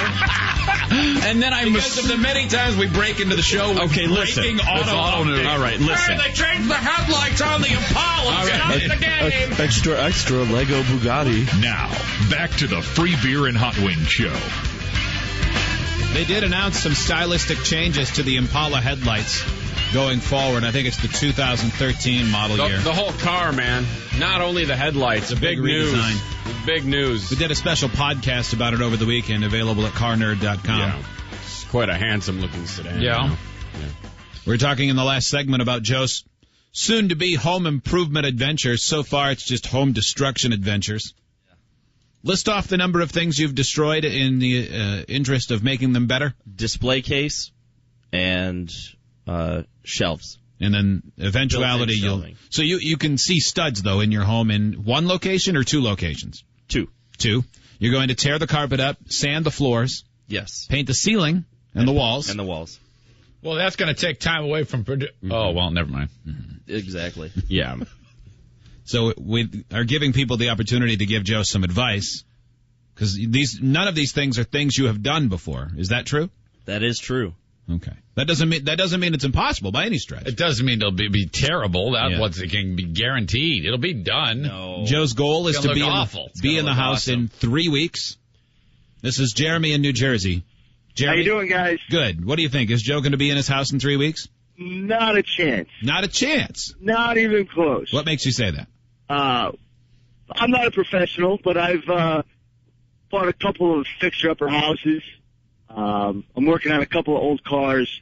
Nothing is easy when it comes to an old house. Mm-hmm. If you're doing the floors, you're going to get an orbital sander for that, right? Yes. Wrong. You can't use an orbital sander on flat wood floors. Whatever. You can't? No, you can't. To rip it up, you need a straight sander. Oh, That's because something you should pay somebody to do. now is that because of? Well, how come? What? That's because of the grain of the floor. It'll It damage. only goes in one direction, and you shouldn't sand across the grain like that. Did you know about that, Joe? No, but I mean, that's what my friends are for. But this is what's going to happen, because I do the same thing with my houses and my cars. You get excited, and, and it's fun to rebuild that stuff. All right, then thank you. Then you're working, and you say, you know what? I usually work late and All right, hang up on something, it. and No one wants to hear I about to it. work early. Yeah. Jeremy, thank you. True. I don't know. He makes some good points, though. He's right. There's the excitement at first, and then it turns into just work. I think for the benefit of the show, though, it should we should request that none of Joe's friends help him with this endeavor. Why? Because I think for the betterment of the show, it would be hilarious if Joe had to do all these things himself. I don't think it's going to matter. I've met Joe's No, friends. it isn't going to matter. For the betterment of the show. Joe, who told you orbital sander? Was that you just thought you'd need one, or did one of your pals actually say you're going to need to get an orbital sander? A buddy of mine is doing his house right now, and I think when they said they rented stuff, they had 2 orbital sanders. They had 5 total. They had 5 dudes, 5 What sanders. I'm asking, though, is did he give you erroneous information, do you think? No, I don't think so. You think that the orbital sander is the way to go on your wood grain floor? I don't know. I just looked it up on Google. As long as you have one orbital sander going clockwise and the other one going counterclockwise, it washes out the swirls. No problem, Joe. Yeah. Excellent. Just don't cross the cords. Yeah. Everything will be fine. The key is to remove all of the floorboards and then take Sand them by outside and go and use a hand sander. The trick is I have to find a young man to teach karate to and make him do all my work. Right. Alan, listening on 94.3 The X. Hi, Alan. Hey, how you doing? Good. Yeah, owning a 1955 house myself, you're going to run into a lot of problems. I did the same thing trying to get the wood floors, and that's why they have carpeting over them now. What did you do to them? Tried using a large belt sander, a floor sander. Yeah. But it just wouldn't be even. It would be just different layers because you gotta like the old style ways you did the lawn back and forth. It just wasn't flat and even, so that's why I put carpeting over it. Yeah, no orbital, no belt. Mm-hmm. No, nothing's. That's all true 2x4 construction, so you're never going to get anything flat and the line and plaster peels and goes everywhere, and one little project goes down the hall and becomes the whole house. Oh, that sounds terrible. Yeah. Thank you, Alan. It's worth it. Good luck. But hey, it's worth it. See? Can of Sounds worms. awful. Yeah. It sounds Can terrible. of worms. There's always carpeting. Carpeting will fix everything. Mm-hmm. Good thing you're filthy rich, man. So you're gonna do I know, dude. You're going to do all this work so that you can cover your failure with carpeting? If I have to. Yeah. That's your plan, huh? Mm-hmm. 1-800-947-3979 if you want to help Joe. Corey in Albany listening on Q103. Hello, Corey. Good morning, guys. Morning. You have some advice for Joe? Yeah, Justin, if you're going to do it, buddy, I do firewood floors. If you're going to do it, just go and rent a floor sander for wood. And like the guy said, don't use an orbital sander because no matter if you have 2 of them going or not, you don't know what you're doing. You're going to leave swirls. Faber was kidding about that. Yeah. If I give you any piece of advice of doing it, sand all the floors first. It's not as hard as they make it sound. So you don't think he's... Get an edger, do the edges first. Corey, and then use a belt sander and travel with the grain of the wood. You shouldn't have no problems. Yeah, dude, I've always heard that job that people have of sanding floors is all just a trick because it's super easy. It's mostly just a mess. Yeah, exactly. Faber's laughing in your face. You get a shop vac and a sander. Right, there's no skill to anyone who has that job, Joe. That's what you're saying? It is a piece of cake. It's what I've heard. Anyone can do it. You heard what that guy said? You can easier than everyone thinks. There's a good chance that by next Friday, Joe will have his own floor finishing business. Hell, this is going to go just that easy. This is going to go so easy for you. You'll probably have a new chimney built too. Yep. I mean, why Maybe. not? If I decide to tear the one that's in there down. Start employing some masonry skills. That's easy too. Ed in Myrtle Beach. Hi, Ed. You've been in home improvement for 40 years. What do you think of Joe's chances? Well, about 0 to -10. I've been the guy to come in and been pressured to get the stuff done on time with all my experience and how many times I've told people, listen, it's just it's just not going to happen. I had this one house where they wanted it done by Thanksgiving. They waited 9 months to take the bid, and then they wanted it done at Thanksgiving, which was 2 weeks away. And I said, I really doubt. I mean, we were tearing walls out and building a new room and the whole 9 yards. 9 months later, it was done. Yeah, and looked beautiful. Yeah. As far as sanding the floors, I don't know why all these nimrods that are callers haven't told them, but there's a sander, a four disc sander. All 4 discs go at once. Makes a nice square pattern, no swirl marks. Mm-hmm. And it's like the other gentleman said, if you don't go across the grain, it works well, and it's dustless. It picks up the dust at the same time. If you have a decent rental yard around, you can rent one. Boom. That is the way to go, period. End of story. Joe, remember that bit of information. 4-disc sander. That sounded great, and he said it's dustless, so it picks up whatever debris it's, That's perfect. lifting away. Yeah, so there you go. So you've got terrific. 4 heads, 2 of them each going in opposite directions. And it sucks the dust up. All right, You're and good, as long as man. you're not going to go back and forth across. Always just go going with the grain. That's the length of the wood. Yeah, all right. That's the key. Go with the grain. 4 discs. Edge sanders. By hand. Ruthie in Scranton. Hi, Ruthie. Hi. Ruthie, you have some advice for Joe? Yeah, well, first, that guy that just called you, he's a total douchebag. Why is everybody... Why would you say that? Time out a second, Ruthie. Why does everyone hates the previous caller? Yeah, that's true. Why? I don't understand. He sounded very knowledgeable. What? About the sanding, Yeah. that is ridiculous. He didn't have to be that way. Okay, how would But you anyway, do it? Yeah, go ahead, bought a Ruthie. house, What way? Break it and, down. And it was built in like the 50s or the 60s. Mm-hmm. And he's right. My husband had to use a crowbar to get the cabinets off our walls.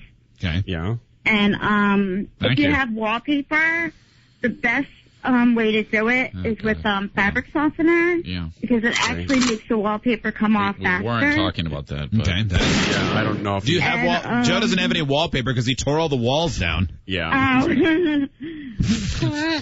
Ruthie, thank you. You have to add the word random before you pick up her call. Yeah, I guess. Yeah. Thanks, honk nose. Okay, so Joe, also, when you're talking about floors and cabinets, I'd like to tell you about resealing your driveway, if I could. Deal. I want to tell you about Dumb ditch. digging a septic system. Fabric softener. My husband faps. I'm blind. Patrick in Nashville. Hello, Patrick. Hey. Patrick, Hey, chick was stupid. you do Patrick, you do floors for a living, right? Yeah, I sand floors for a living. I actually install wood flooring too. And I'm telling you, it's a hard process, man. No, Joe said it was easy. I don't know if you heard him. Yeah. He said no sweat. He said you guys are all liars. He said not by tomorrow. It's not true at all. I'm telling you, you have to have, like the other guy said, you have to have like a, belt sander, and you have to use a 40 grit paper on that to rough out everything, knock everything flat. You have to go 45-degree angle just to knock it flat. Then you have to pull it flat, going straight, roughing it out on a 40 grit. Then you have to turn around and use 80 grit paper to smooth it all out.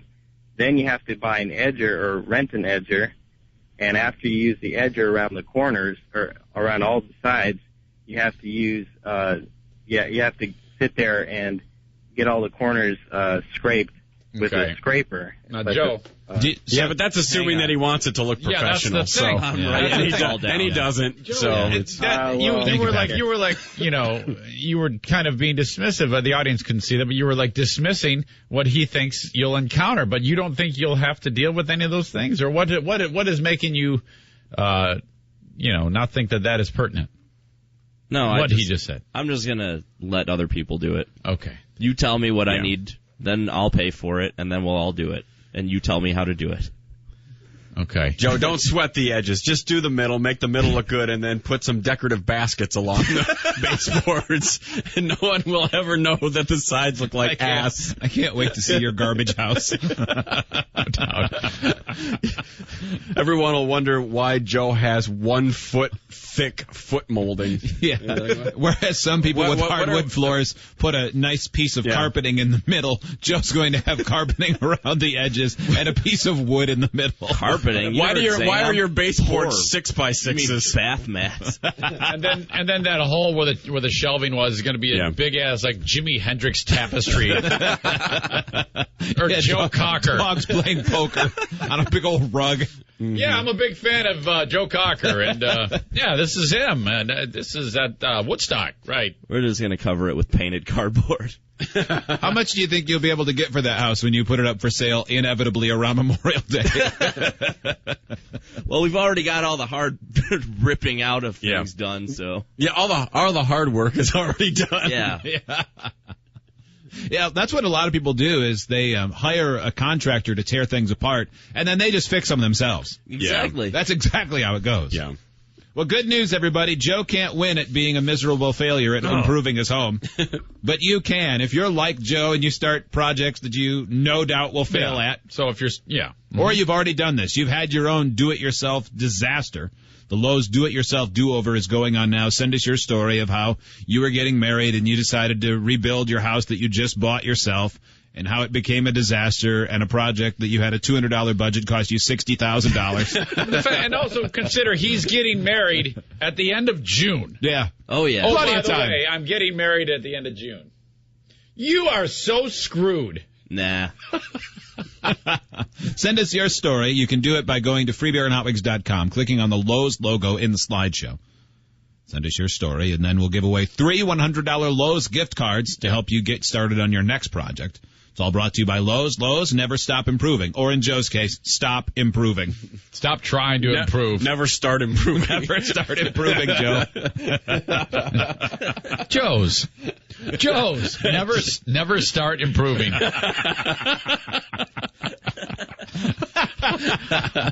Hot Wings, what's your commentary going to be about in 2 hours? Newt Gingrich. Newt Gingrich. Yeah. Up next, a former intern could use the audience's help, and this would be really cool. We'll talk to that former intern next. So we got... Nope, not that one, this one.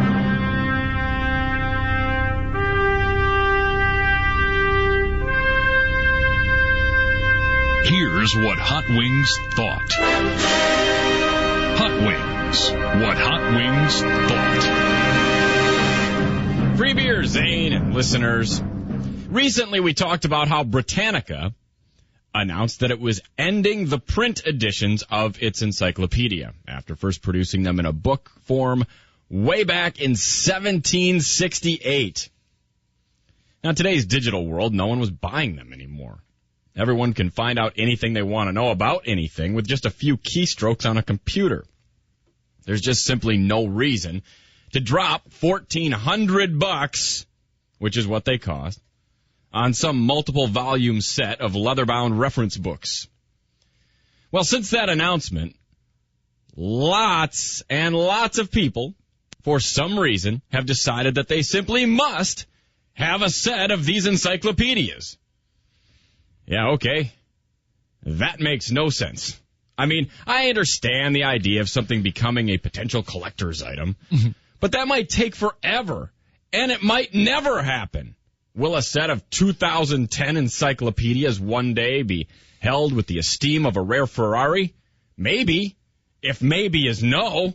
I'm thinking more Beanie Baby than Ferrari. Mm-hmm. There are people paying a premium of up to twice as much, $3,200, for a set of the final print of encyclopedias. That makes about as much sense as the lyrics to Loser by Beck. If you really wanted a set of leather-bound books to sit on your shelf as you put on the facade of someone who actually reads books, which you aren't, you should have bought some a long time ago. And if your goal really is to just fake people out, well, then just get a row of those hollowed-out fake books that they always throw onto particle board shelves at the store to make them look less crappy.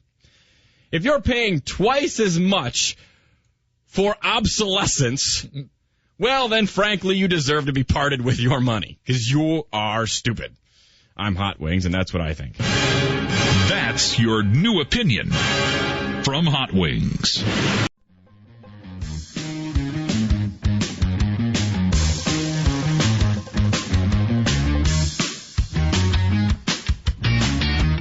Now, back to the Free Beer and Hot Wings Show.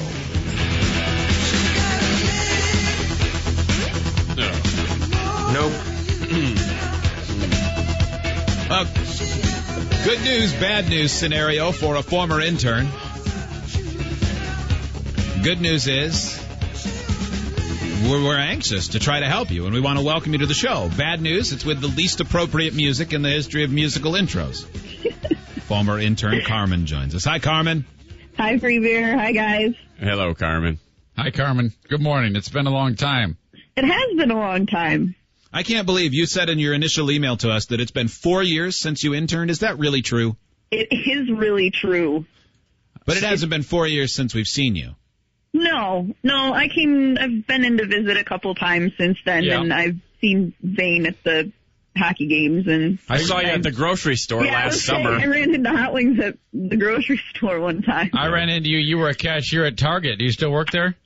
I do not still work there, unfortunately. I know that I had written you a letter of recommendation for something. You did? That you were working on. When you saw, Go ahead, sorry. I was just going to say, when you saw Hot Wings at the grocery store, did he acknowledge you, or did he try to take you back to old times and not talk to you?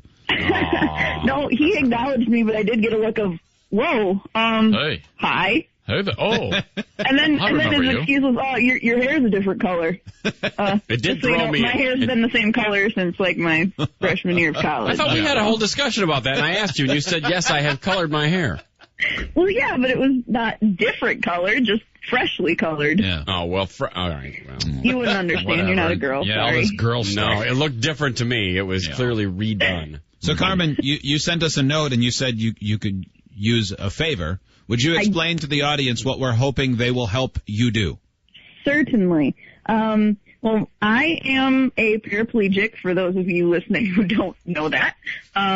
And my little brother, who's the best kid in the world, shameless plug, has entered me into a contest to win a brand new handicap-accessible van.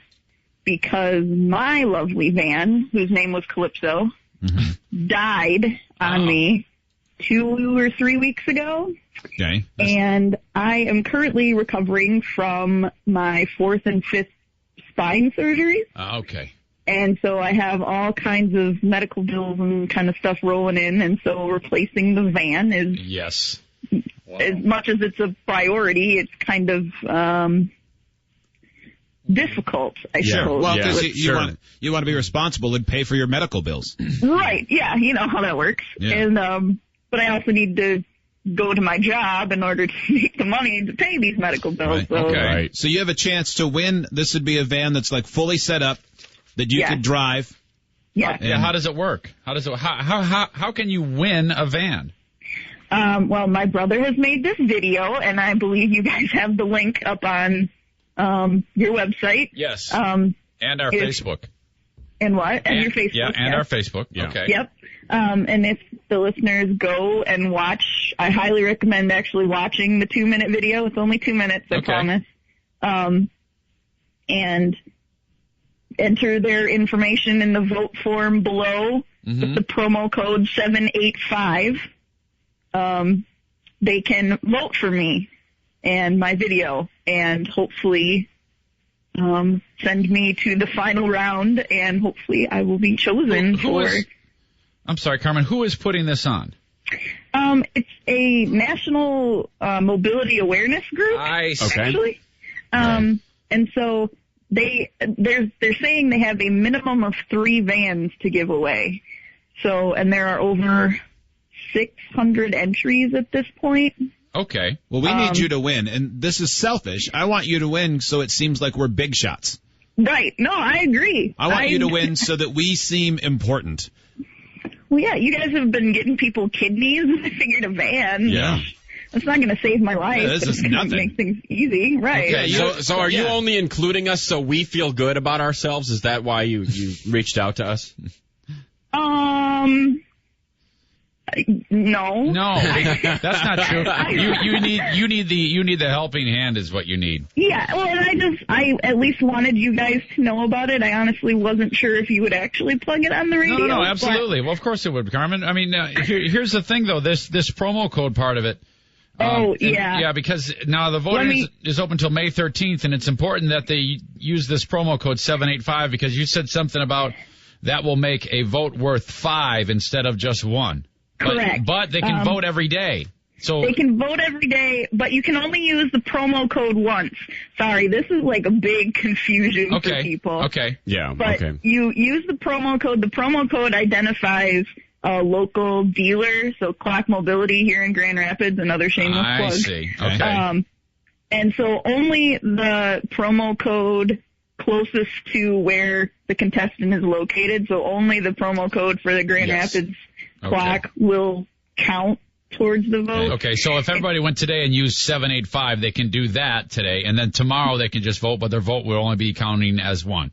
Right, but every single vote counts. Yeah, so. Of course. Yep. All right, and you said, and so, and the entries with the top 10% of the votes will then go on to the committee. Correct. Will ultimately make the decision. So it isn't a for sure. Right, it's not a for sure. But at this point, I'm in third. At least last time I checked, I was in third place voting wise. Okay. And like I said, there are over 600 entries, so that's. Oh well, we got to immediately catapult you to number 1. You need to go into that with a strong number 1. Yeah, I agree. And I think your listeners can do it. Frankly. All right. Well, people need to get busy. Steve has posted a link on Facebook. Like we said, it's also linked on cool links, or just links. They're no longer cool, at freebeerandhotwings.com. Everybody can vote. That takes 2 minutes. Nobody wants to do any work. It's Monday. Yeah, it's very, very easy. Do something very easy. Carmen? Very cool, Carmen. Very good. All right, we're going to finish strong with some music that's not so offensive. What? That makes me feel better. I still love you guys, too. Yeah. All right, Carmen. Thank you. Yep, thanks, all right, guys. Good luck. We're getting all sorts of leads about songs that we should finish with as opposed to... The audience jump. All right, if you're doing that, you have to jump on the positive portions of it, too.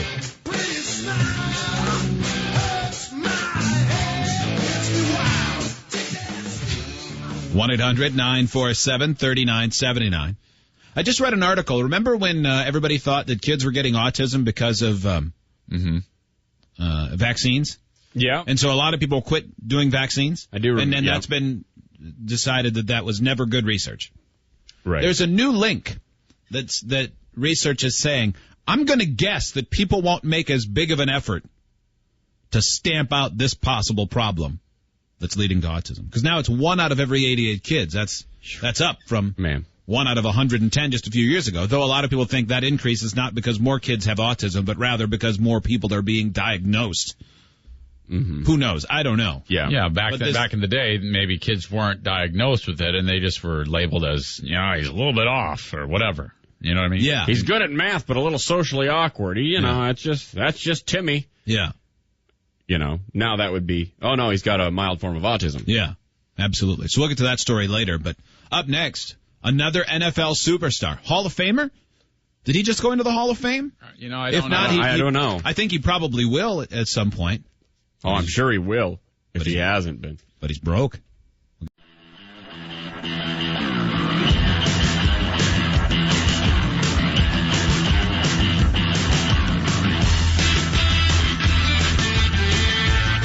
Now, back to the Free Beer and Hot Wings Show.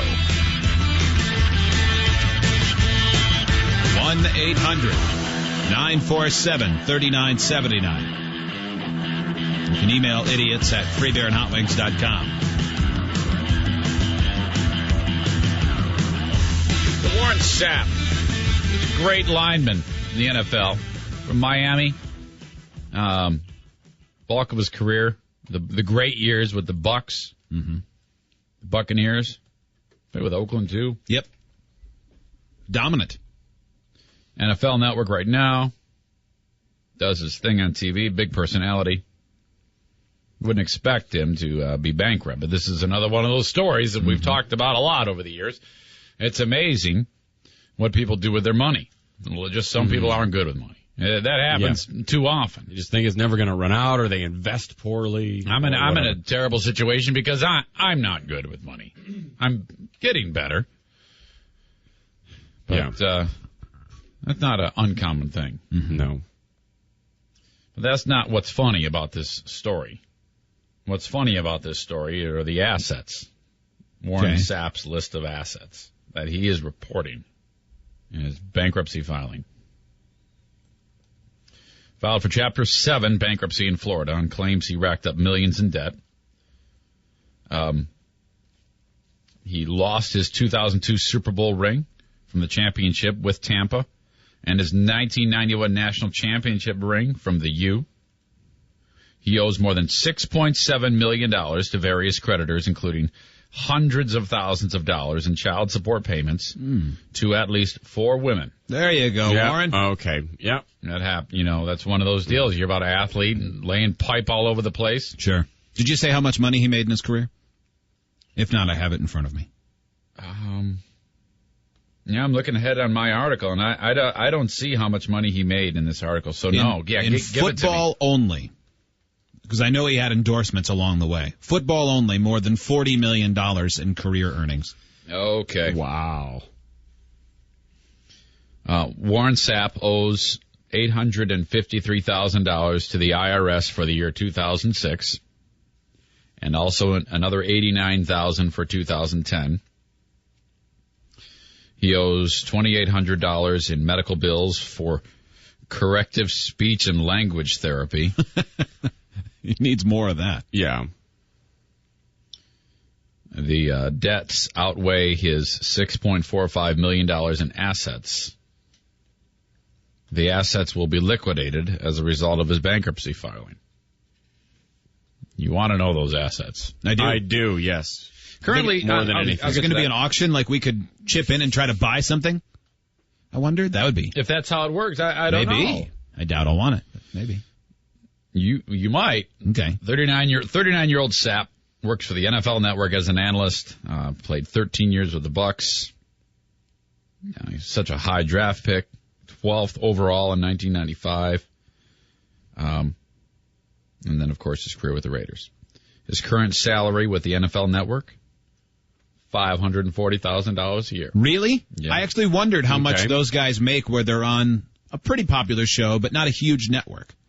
Well, that's good money. Yeah, that's pretty good. His main focus. His deal expires in August. He is unsure if the network will extend it.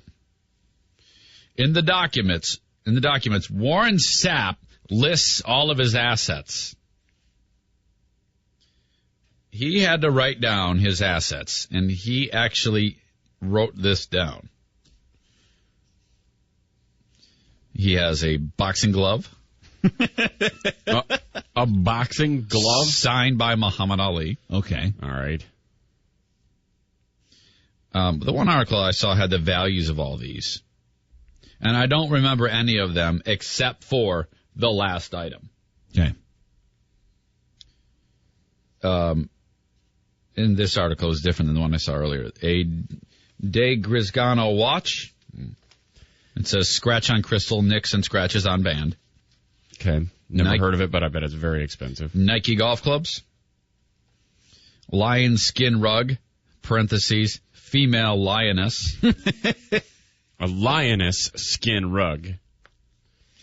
A large nude woman painting. Of course he has one of those. What is this, the 1970s? God, really? A pelt rug and a nude painting?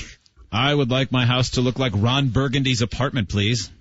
And valued at over $5,000. 240 pair of Jordan sneakers and sandals. Those are his assets. Yikes. Congratulations. You'll be walking with a limp and you won't be able to raise your arms over your shoulders thanks to your productive career in the National Football League, but at least you have lots of Air Jordans to show for it. Yeah. That will have to be liquidated. How much money did you say this man made? Just in football, more than $40 million. That's enough to make somebody throw up. Boy. Yeah. You're not kidding, because the amount of other things he's done in addition to football income, I'm pretty sure he did Chunky Soup commercials, if I'm not mistaken. Maybe I am, but I know he's had a number of different endorsements. I think right guard. He did Dancing with the Stars, made it to the semifinals or the finals. I know he gets paid for multiple speaking appearances. And like Zane mentioned, $500,000 a year from the NFL Network. I bet he's been there 4 years. $2 million. Gone. Good night now. Wow. Jeez. We'll turn the harmonizer on. Call us and explain how no one would believe that you had to declare bankruptcy. If you've been, there's probably no one listening that earned $40 million and declared bankruptcy. But I'll bet there's some people that made a boatload and had to declare. Bonus points if you're one of those people that calls in and says something like this. $500,000, it's hard to get by on that. Because that will make everyone want to murder you. Mm-hmm. Probably won't call now because I said that. That's the thing, though. When you're young and a football player and you're getting paid millions of dollars, you think there's no way. Your thought process is, I'm going to go and I'm going to blow every penny of this, and then next year I'll start to save it. And then next year I'll start to save it. Right, and then next year I could see where it was happening for a while when the salaries first got to be so giant, where people just couldn't do it. But now there's enough anecdotal evidence of famous athletes that guys would have idolized that have gone broke. And all these stories where they now have those symposiums for the rookies when they go to the NFL or the NBA or Major League Baseball, and they gather them in a room, like in that piece about the former Lion and the former Buccaneer, a different one, I forget the names. Luther Ellis was the Lion, and I forget the guy from the Buccaneers. But they were both sitting next to each other at the rookie symposium a decade ago when whoever was leading it said, more than half of you will be bankrupt. 75% of you will be divorced. Bear that in mind with the decisions you make. And they all looked around and went, not me. Now they're both broke. I don't even know how bankruptcy works. Does that mean he won't have to pay a lot of these creditors and debts and things? Don't know. I don't know. To me, that's my impression. I have no idea how that works. Like they liquidate. It can't be like that. Well, if he has all those assets, let's say, like it said, $6.45 million in assets, but he owes $6.7 million. Do they liquidate everything, all those assets, and then they pay? You know what I mean? That money goes to the creditors. Basically, he finishes this with zero. The bank can come in and just seize everything. But he'll hope, if things work out for him, he'll still have the job with the NFL Network, and he'll make $500,000 a year, and he can get an apartment. He basically goes, but he'll still be screwed. All gone. I have nothing. Now all I have is my income coming in. I have no more debt, but zero credit and bad credit. Actually, bad credit. But if you have a great job, it would be better than paying back all that debt. And not for me, but I can see where, like if Joe wanted, with his disastrous home improvement plan he started out on, he wanted to just keep opening credit card after credit card and ring up huge debt, knowing that his job is fairly safe, even though he turns in what is at best a mediocre performance, then he would be able to keep that. This is all very insulting. And, in theory, Joe could set out knowing he's never going to pay this money back, right? And then declare bankruptcy down the road, unless the rules change or whatever. Yeah, is there anything that would prevent Joe from doing that? I don't know. Common sense. I don't know. Yeah, pride and self-respect and common sense. Yeah. But if Joe's going to get tired of making stupid decisions. And I'm not suggesting at all that Joe is the type to do that. I don't think you are at all. But I'm just using you as an example. If you decided to do that, if you and you wanted to have really nice things in your house, even though you're just starting out, you wanted to go and put all this furniture, you can get a credit card everywhere these days. Yeah. You could rack all that up, and you could never intend to pay it back, I think. Absolutely. Yeah, I think there are plenty of people who operate that way. I know someone growing up where they knew they were going to declare bankruptcy. They knew the handwriting was on the wall, and they were told, if you want anything, buy it now. So they got an in-ground pool, like 3 months before they defaulted on everything. Yeah. Well, I could just do like my wife's brothers and just do a bait and switch and hold her sister and her brother-in-law emotionally hostage, steal their money, and then just say, count on the kindness of others to keep you. Yep. Shrug shoulders and be on their merry way. Joe, does you have some family you could milk for every penny they have with guilt? We both do. Yeah? Hell yeah. The best thing I know you have family, but they have to have money, too. Apparently the best thing that ever happened to my family was success of the radio show. Yeah. You pigs. Stacy in Maine joins us. Hello, Stacy. Hi, guys. How you doing? Good. Do you have some information on how these bankruptcies work? Yeah, so I work for a tax attorney. Basically what happens is everything is forgiven except for IRS dues, which is huge for that guy, student loans, and he can keep his primary residence. But everything else becomes property of the court, and it gets sold off. So if he has a house that he's already paid off at some point with that $40 million he earned, that'll be his, even if it's a huge house. Most likely. So let's say he owes a credit card, $80,000. He's got some great credit card. They just have to eat that? In general, yes. So he could have gone and bought $150,000 worth of televisions at Best Buy, and he can give them the finger. All the stuff he bought with that credit card, they sell off, and they use to pay back the credit card company. Okay, so they seize everything but his home, basically. Right. If he's gotten rid of it or lost it, if he's lost 2 rings, and he's probably not very good with keeping things he's bought, then the credit card company has to eat it. But wow. The only thing he won't be forgiven is that IRS payment, that's for sure. He'll probably have to get on some sort of payment plan and pay it forever. Yeah. It's still unbelievable that he could just live recklessly with all that money and all that. But what about the mothers with the child support? Would that be forgiven? Another thing he will have to pay back. Okay, I'm sure that. Yeah, I'm sure that's top of the list. Stacy, thank you. You're welcome. But nowadays, another reason for me to hate his guts. You see so many people who just don't pay child support and nothing happens to them. Yeah. Mm-hmm. It's hit or miss. Yeah, that's true. That's not fair. My father-in-law went out of his way. He told my wife, her sister, and my mother-in-law years ago, he said, I'll only take jobs that money is paid under the table so that you won't get the child support. Wow. Why would you do that? I don't want you to get paid. Okay. Because I'm hard to argue with that. I'm a loser dirtbag. That's why. My goal is to be a big loser. My goal is to never rise above what I am now. And helping you will take me out of pathetic loser status. I need to stay a loser. I don't want to be something I could be proud of and look in the mirror. I want to make sure everyone hates me when I die. Yeah, it's true. He went so far as to not sign up for Social Security because he didn't want to share it with his ex-wife. Because it would have gone to her because she was owed so much back child support. So and it wouldn't have all gone. He could have had an extra $300 or $400 a month after it was taken out. But he didn't want that. He'd rather sleep on a mattress in a basement. What a lunatic. So let it. Man. 1-800-947-3979. I would like some phone calls from some people who lived recklessly knowing they were going to declare bankruptcy. I would like, if you can, I would like you to try to justify it to us. If you can. Good luck. 1-800-947-3979.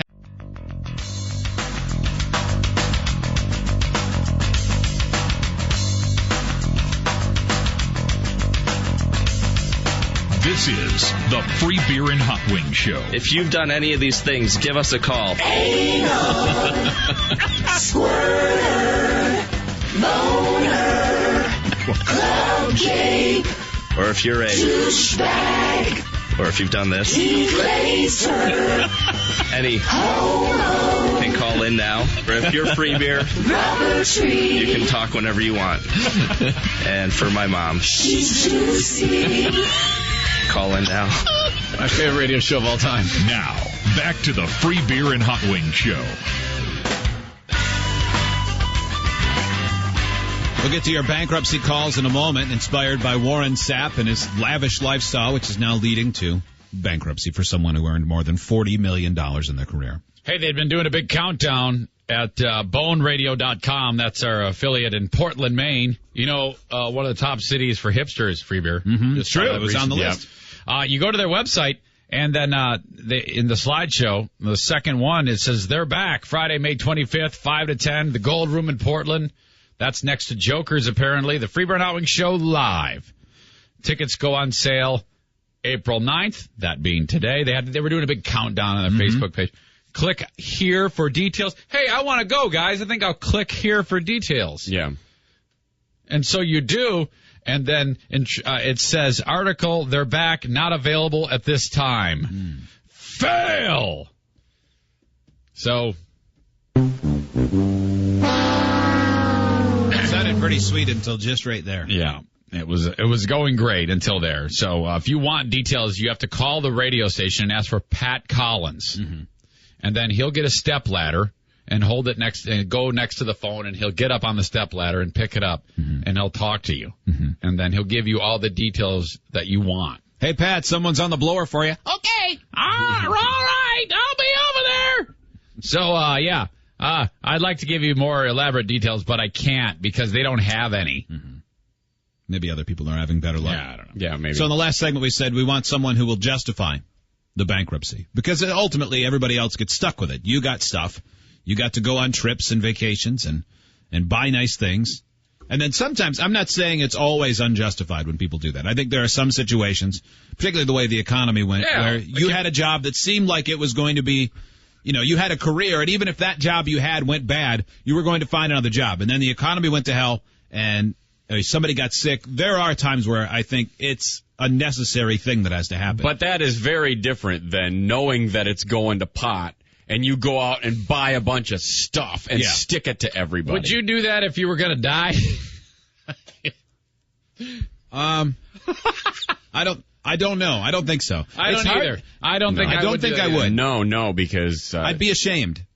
Yeah, I'd be ashamed of the way my family would look at me. It'd be going out wrong, man. You can't do that. Yep. Shannon listening on 97.9X. Hi, Shannon. Shannon? Shannon. Whoops. Shannon. Aw. Her grandma, I assume Shannon was a lady, Shannon's grandmother went on a spending spree, full well knowing that she was going to declare. Absolutely did what we're talking about. Wow, that's... let's go with Jimbo number 3. Hi, Jimbo number 3. Hey, how's it going? Excellent. You have declared bankruptcy? No, I haven't. I've got one better. I got one that wraps the child support issue and bankruptcy all into one. Okay. All right. Well, what happened to me is I used to work for the Postal Service, and I came home from work one day to find my 3 small children at home by themselves and their douchebag of a mom. Hopefully I can say that. You're fine. Anyway, You're fine. She had left with her boyfriend out to Vegas and took our new car and left me with the junkie car to take care of the kids. Okay. Whoa. Sounds and she went out there and went on a big old spending spree and ran up all her credit cards, drained her bank account. And within a year, she had filed bankruptcy and left me with all the bills. Oh, boy. Well, on top of it, she never had anything to do with kids again. Sounds like a Bob Seger song. Mm-hmm. Yeah, and she ran up $22,000 worth of arrearages in child support. But she got extradited and never had to pay it back. They gave her a slap on the wrist, a $1,000 fine, and then let her go back out to, she ended up living in Arizona. Wow. And that was it. And I haven't heard from her since. That's because it's a deadbeat mom and not a deadbeat dad. That is a double standard. That's one of the few double standards that benefits ladies. It's terrible. Yeah. It's the women, and I don't care what anybody says, and my new wife will absolutely back this up. They treat women totally different than they do men. Yeah, I think that's true. Jimbo, thank you. Thank you. Oops, I didn't mean to cut you off. Jimbo number 2. Hi, Jimbo. Hey, how you doing? I was a victim of a partner in a bankruptcy. I'm an Air Force pilot, and we had an airplane together. This guy broke it twice.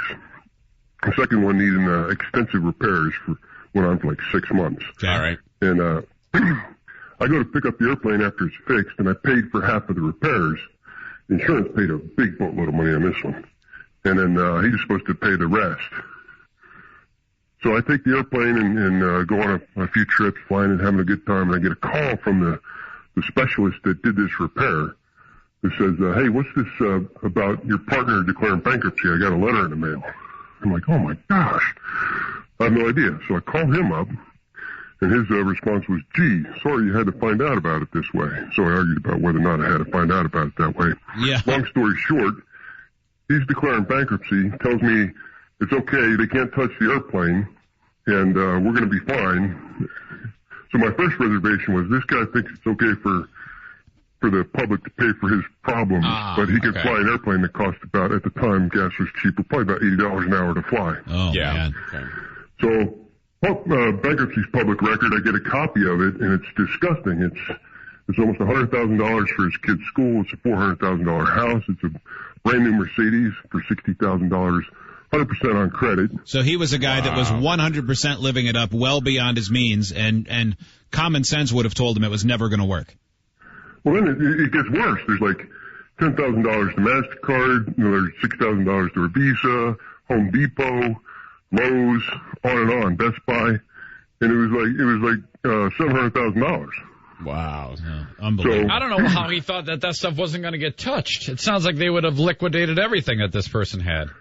I would think so, but I got the airplane away from him. It was expensive and real pain in the butt. Yeah. Wow. But I was hoping he'd go to jail. I can't even really. Well, thank you, man. I don't ever want to see him again. That definitely is someone who racked it up. That's the person I want to call to justify when they have to know the handwriting is on the wall. Yeah, I want to hear from the guy, the person who is living in this bubble, and they believe that this is all okay. Remember when we had that call from? There was the guy that he called in about child support, and it was a deadbeat mom situation. Yeah. And he had decided to declare bankruptcy because, I don't remember the exact scenario, but he said, why should it be my problem that I rang up these debts and she didn't pay her share? And so he said, I'm declaring bankruptcy. And everybody, including listeners and us, said, well, why should it be all of our problem? Why should we have to pay for it? I didn't do it. Yeah. Just because that sucks for you, why do we all have to pay? Well, you do. Mm-hmm. It's no fun. Yeah, I don't get it. 1-800-947-3979. Amy in Lexington. Hi, Amy. Hi. You're a paralegal that works for a bankruptcy lawyer? I am. What percentage of the cases, roughly, do you see? Is it people that just go crazy and decide to take advantage of the system? There are some that do, and we have actually had some that just, they file bankruptcy every 7 to 8 years because they know they can. Wow. However, there are two forms of different bankruptcies that we deal with. A Chapter 7 is a bankruptcy where everything is totally discharged and they don't owe anything at the end of the bankruptcy. But a Chapter 13 bankruptcy is where they actually have to pay part of their debts back. Yeah. And it's based on your income. So it sounds to me like this guy, whoever you all are talking about, is going to have to, based on his income, he would have to pay a portion of it back because secured creditors are like your house, your car. He filed for Chapter 7. This guy. Warren Sapp filed for Chapter 7. Yeah. So he's going to be out of it all except for the... but there are such things as fraud, depending on how soon he used his credit cards or how soon the last debt was.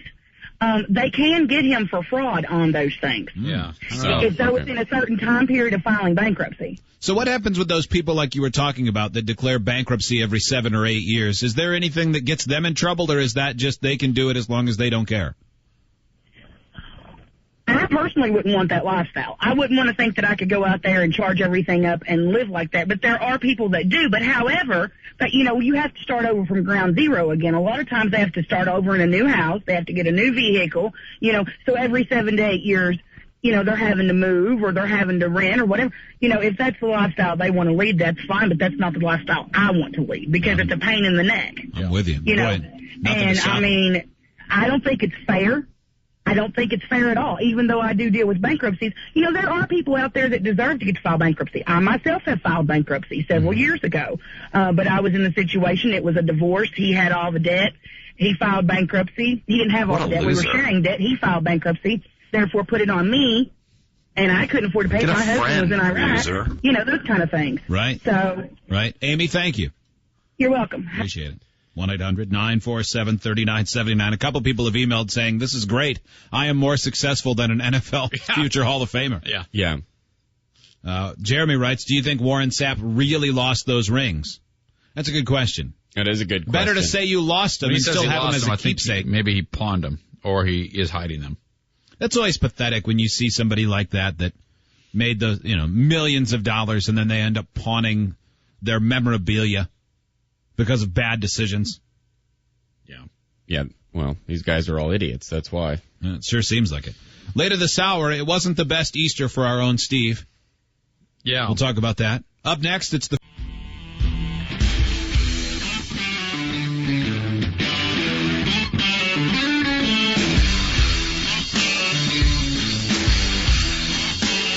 Check out the show on Facebook and Twitter. Do it at freebeerandhotwings.com.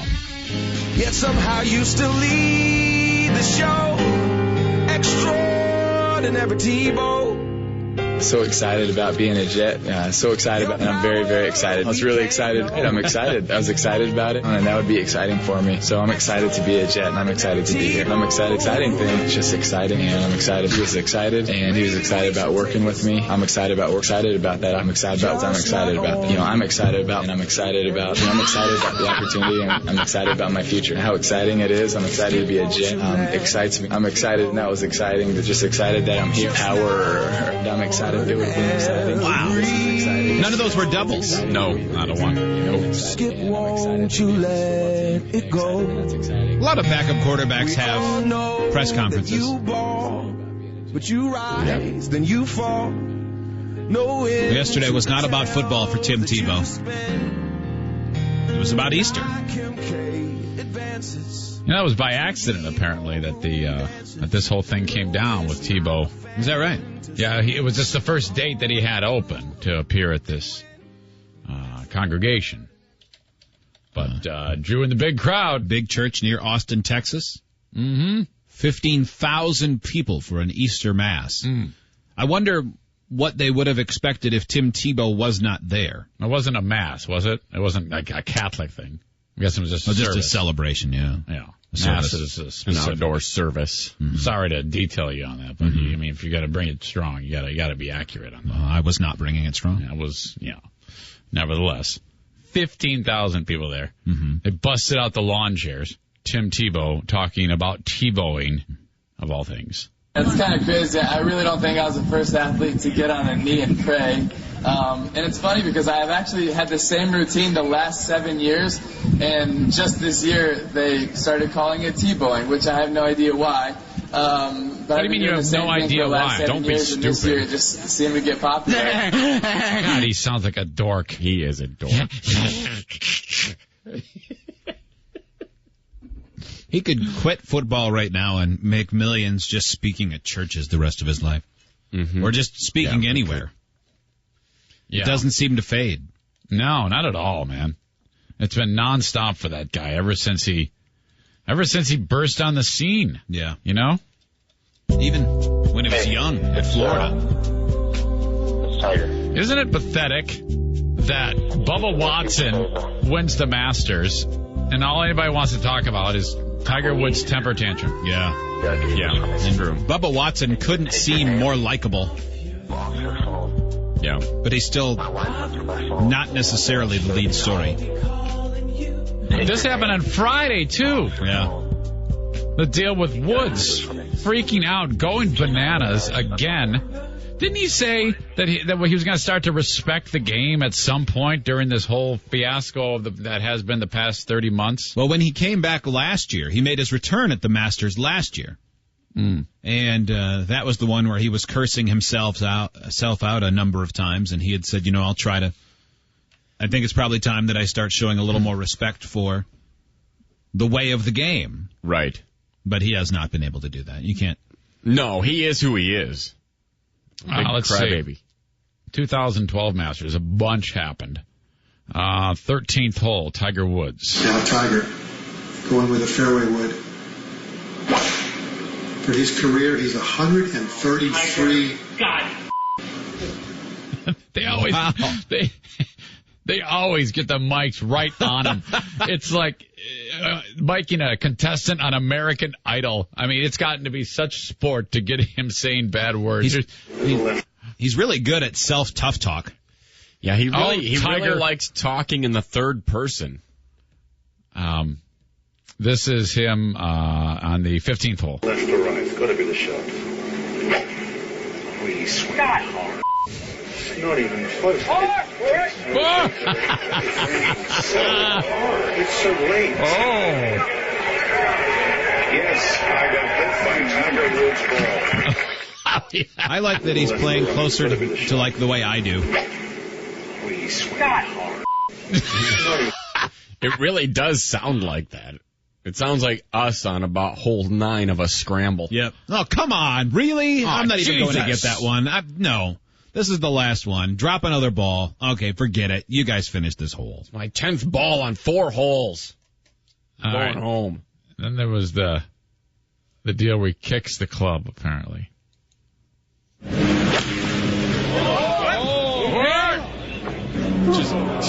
Wow. I think we can officially say Tiger has lost his game. Inexplicable. And his mind. And his mind. And his mind right now. Yeah. And his temper. Extraordinary, isn't it? If he can't, on verge of becoming the greatest player to scrape past Jackson, 18 majors, and he hasn't got a clue how to put the club face onto the ball right now. Nick Faldo. You don't want the play-by-play guy to use the phrase inexplicable when they're describing what you're doing. He has no idea how to put the ball on the club face right now. Tiger Woods spoke after. What was I? 5 over. So yeah, it was very difficult. I didn't play the par fives at all this week, and I bogeyed a few of the par threes. So it was an off week at the wrong time. So we got to go back and do some work and be ready for the next one. No, you won't. That's what you said for this one. Yeah. It actually, I think in hindsight, worked out terrible for him that he won that tournament the week before. Yeah, everybody thought he's back. Think, oh, there he is. He's got it now. Tiger's back. Got it working. Otherwise, it was great. I mean, it was a great Masters. It was great tournament, yeah. They went into sudden death there. Yep. Louis Oosthuizen and Bubba Watson. Yeah. Bubba Watson. This is him getting the... Hold on a minute here. Hold on a minute. Oh, wow. Lining up a 6-incher. Why not? Another Watson is wearing a green jacket at Augusta. And this time, his name is Bubba. I just kept my head down knowing that that there was birdies on the back nine. You could make some eagles. You make some birdies. A couple hole-in-ones already on 16, so I knew that was a possibility. Just kept going, kept grinding it out, and somehow we went into a playoff, and I don't know what happened the rest. I just know I was crying a little bit later. Thought it was appropriate that he got a song. I mean, Tiger has a song. If he doesn't slice it round the corner, it will just run out of fairway and head into those right trees.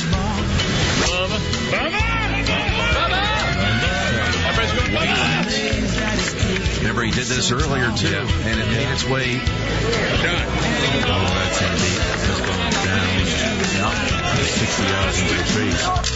155.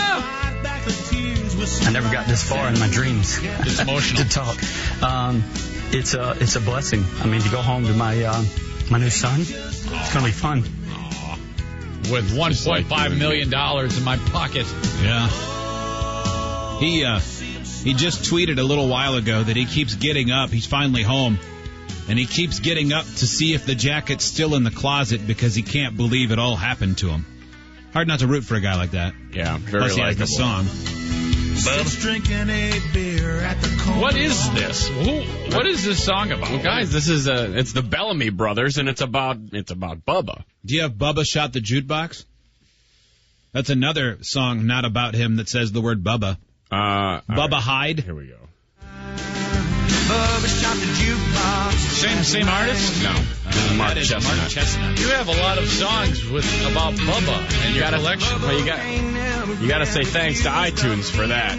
All I did was type in Bubba, and it gave me all the examples of songs that have Bubba. Oh, you're just listening to a fraction of it. Yeah, you don't have this song. I don't have this song. Okay, give me Bubba Hyde by Diamond Rio. Oh, boy. So country artists apparently love to write about Bubba. It's a go-to. This is the third song we will have referenced. I think that'll be the end of songs that I've heard of that have the word Bubba in the title. Slaps on his hot karate after shave. Puts on his Elvis jacket custom made. It's going to be about a guy named Bubba doing all these things. Yeah. It's Bubba Hyde. Fires up the super sport Malibu. Let's do it. It's coming. Is it going to run out of time before it gets to the part? Hey, mine. You want to see a metamorphosize from Barney Jekyll into Bubba Hyde. Okay, Bubba Hyde, get it now. Yeah. He's one guy, but Bubba Hyde is... That's right. He's mild-mannered during the day, but at night, It's high karate, fancy boots, and his Malibu Super Sport. What a premise. Yeah. Boy, that must be, a band like that must be the most famous band in the world. They actually are very successful. I got a premise for a song. Hard to believe. I know this guy. Got a song. Bubba Hyde. Yeah. Song seems like it would have been done by Jeff Foxworthy. Could have been. Terrible. What other Bubba songs are there? I'm curious. That's mostly We ran the gamut, all three of them? That's pretty much it, yeah. At least ones that don't have explicit next to it. Up next, Easter's a big holiday. Big holiday for seeing family. For those who celebrate it.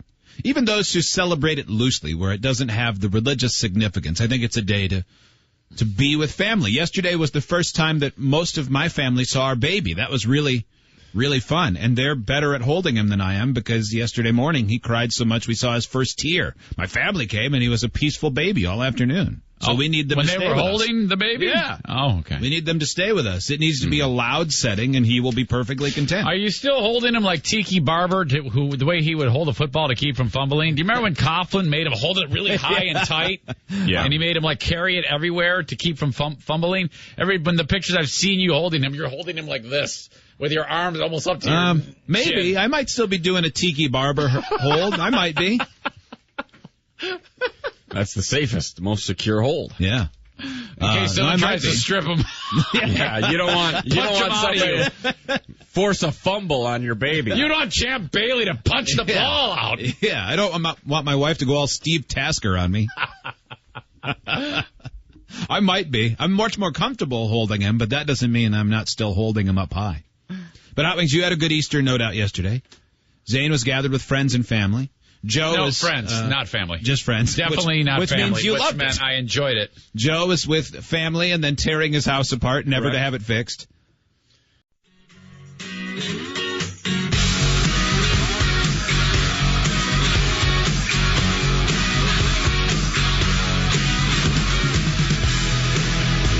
Now, back to the Free Beer and Hot Wings Show. Here comes Peter Cottontail, hopping down the bunny trail. Hippity hoppin', Easter's on its way. Bringing every girl and boy. Did your boys get up and look for Easter baskets? Easter joy. We had the Easter baskets right outside their door, and then we did a little egg hunt in the basement. You did? Later I put out 24 plastic eggs for Grayson. Obviously, Liam did not participate in that. Yeah. And filled them with M&Ms and quarters. Nice. And thought that was the best. Both for him to eat? Yes. Obviously. Yeah, the bigger the change, the better. My children, of course, 17 this week, 15 this month, and 10 in August. All still enjoyed the Easter Bunny. Yes, even the 17-year-old who was hunting around the house for his basket. Really? We got a listener emailed a video. Steve, maybe you can find it. It was a video of his 15-year-old little brother looking for his Easter basket. Yeah. And the whole family was laughing at him because he could not find it. Because, oh, wow. He was getting frustrated. My wife was watching it casually over my shoulder, and she goes, "This is pathetic." Oh, no. Wow. That is damaging for that kid. He actually gave up and said, "You're not going to give me any more hints." They'd already told him it's in the living room near a chair. Is it tradition to always hide the Easter basket? We never did that. Ours was always right outside of our door. Mine was always hidden when I was a kid. Well, I feel a little gypped now. Yeah.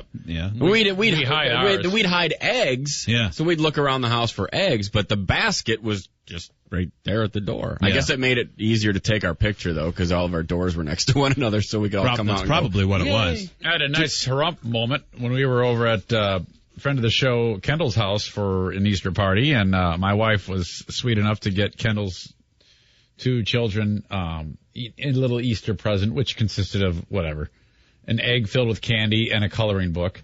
Yeah. And from lady who will remain nameless, Kendall's mom, was standing next to me, said, "It's really inappropriate, a religious holiday, and all this money is spent on Easter." Oh, God. Americans spend so much money on Easter. What are you doing? They're kids. Mm-hmm. That's terrible. Yeah. Why don't you be quiet and go eat something? When you guys were kids, did you ever have Easter egg hunts where it was actually hard-boiled eggs that were colored? Yes. Yeah. That's what we did when we were Yeah, that kids. sucks. Don't make me go look in the yard for poverty food. Yeah. I don't want these stupid eggs. Oh, we never had to look for those eggs. We just dyed them. You shouldn't get to hide them. I don't want to eat this crap. We dyed them. Then the Easter Bunny hid them. And then we'd go looking for them. It was fun searching for them. The house stinks, and then you eat them. And then we'd throw them away because everyone hated hard-boiled eggs. Well, I know, but typically when food rots, that's your dinner bell. Yeah. Whenever it smells bad, like this is about to turn. I'll eat it in 2 weeks. This is delicious, Dad. Thank you. Well, luckily it wasn't up to me. I would have left them there. You would have. Yeah, I love that. Well, that's smell. Yeah, that's delicious stuff. Even by the time I was a teenager, we weren't doing it very often anymore. But I'm like, what? Why are we embracing this age-old thing? You know, at Christmas, they don't give me coal. Why am I getting crappy eggs right now? Now, Joe, you had a good Easter. Hot Wings, good Easter. Yeah. Zane, good Easter. I had a great Easter. Nader, Tot, great Easter. Good Easter. With your family? Yep. That's what's important. Steve, how about you? I had a pretty depressing Easter. Not going to lie. Yeah. Was not happy. It didn't go the way you planned? No. What made your Easter so depressing? I was home alone. You were home alone. Okay. First off, is she back with you? She is on her way back right now. She'll be back. So I'm there's picking a her good up from the chance- airport this afternoon. So she's not listening on 105.7 right now. She's actually en route. I believe she's in the air right now. Oh, good. That'll ease the sting later. Okay. Somewhat. when she finds out through Facebook or other various busybody means. Mm-hmm. Does your girlfriend Meredith, whom you now live with and have lived with for 2 months? Yeah, about 2 months. Does she know that this was a sad holiday for you? I think so. But it hasn't been explicitly discussed like, hey, boy, this was a real bummer. No. Okay. No. So, okay. Tell everybody what you told us, because this made me feel bad, Steve. I felt bad when you told me this story. Yeah, it was depressing. She's been here, like you said, about 2 months, and maybe it was maybe about a month ago. She said she had a couple extra dollars or something. She's like, "Oh, I'm gonna plan my first trip home." I said, "Oh, cool. Yeah, well that'll be cool. You know, obviously she misses everybody and wants to go and see friends and family, and a couple of her friends are pregnant, so it's sure.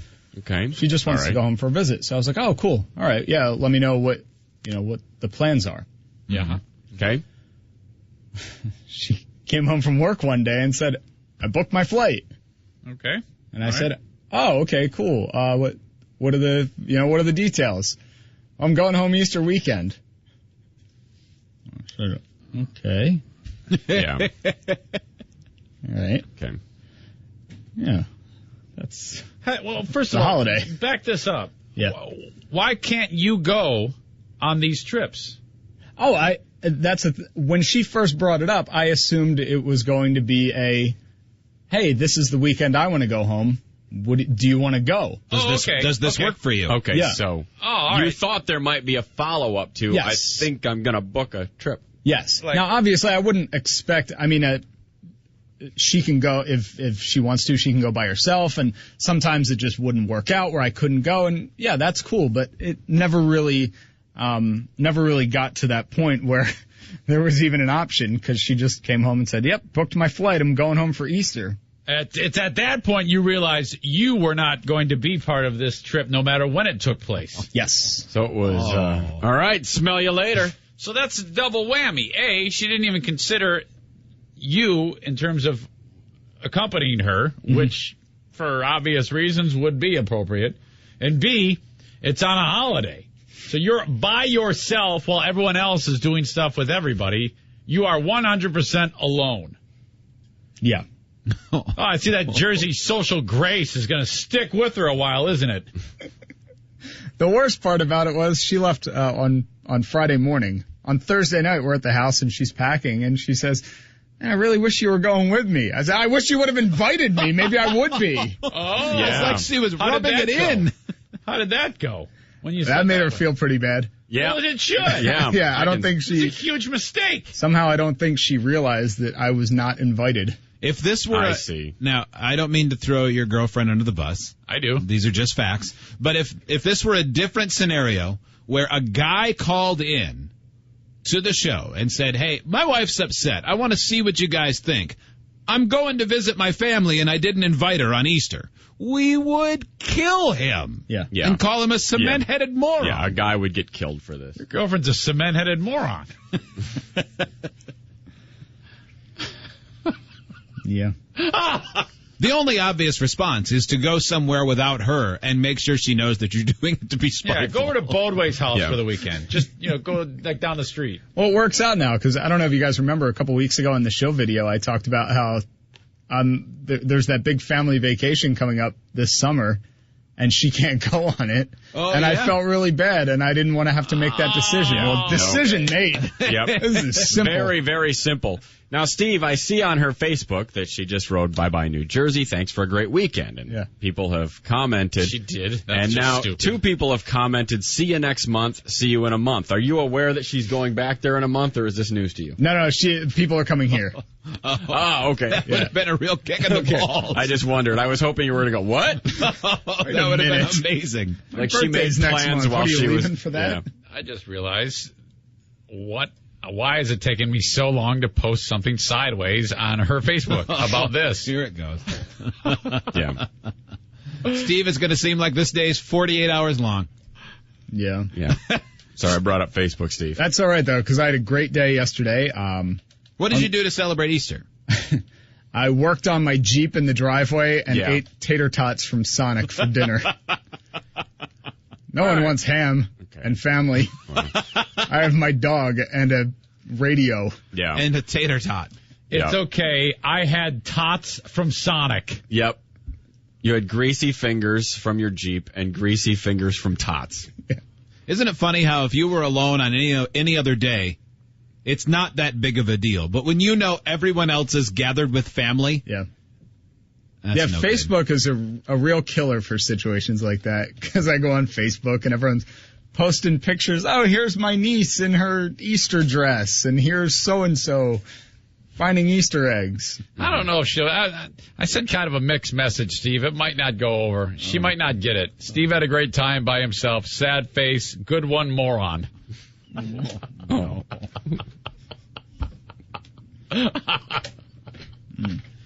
With Eric Zane's help, you'll be alone for all the holidays. All right, I'll remove it. Yeah. I'll remove it. I deleted it. In the future, this will never be a problem. She'll get the notification and she'll go to, well, what did Zane write? He wrote that he loves you. Yeah. He initially wrote, miss you, and thought that was too weird. But Steve, if it's any consolation, my first year when we moved to Omaha out of college, Hot Wings moved there as well, but we didn't move together.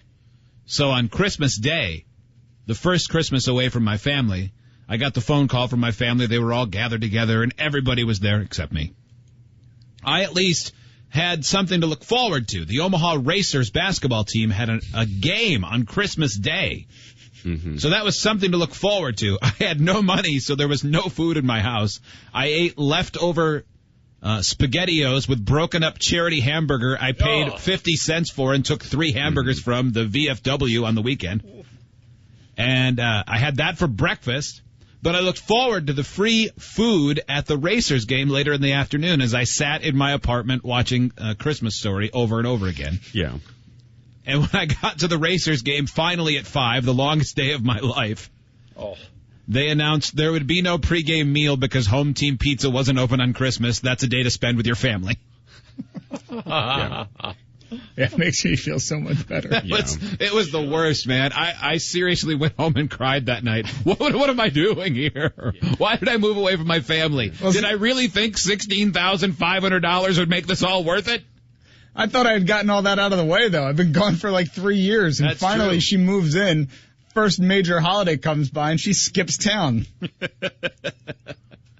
Man. Honey, spending holidays with you has made me the loneliest I've ever been. Mm-hmm. It means so much to me. Well, Steve, good luck with that, man. Mm-hmm. Thank you. Yeah. Hope it works out somehow.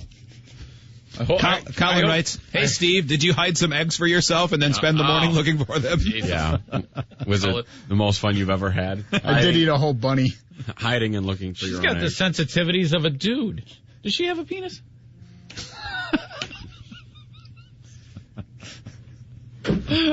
That was a very dude thing to do. Yeah, that's why I said you know what it sounds like? moron. It sounds like something Joe would do. No, it doesn't. It No, sounds it like doesn't something at Joe all. would have done at one time before he was all lovey-dovey. No, it doesn't. This is way worse. I would never leave the girl that I live with at home without telling her.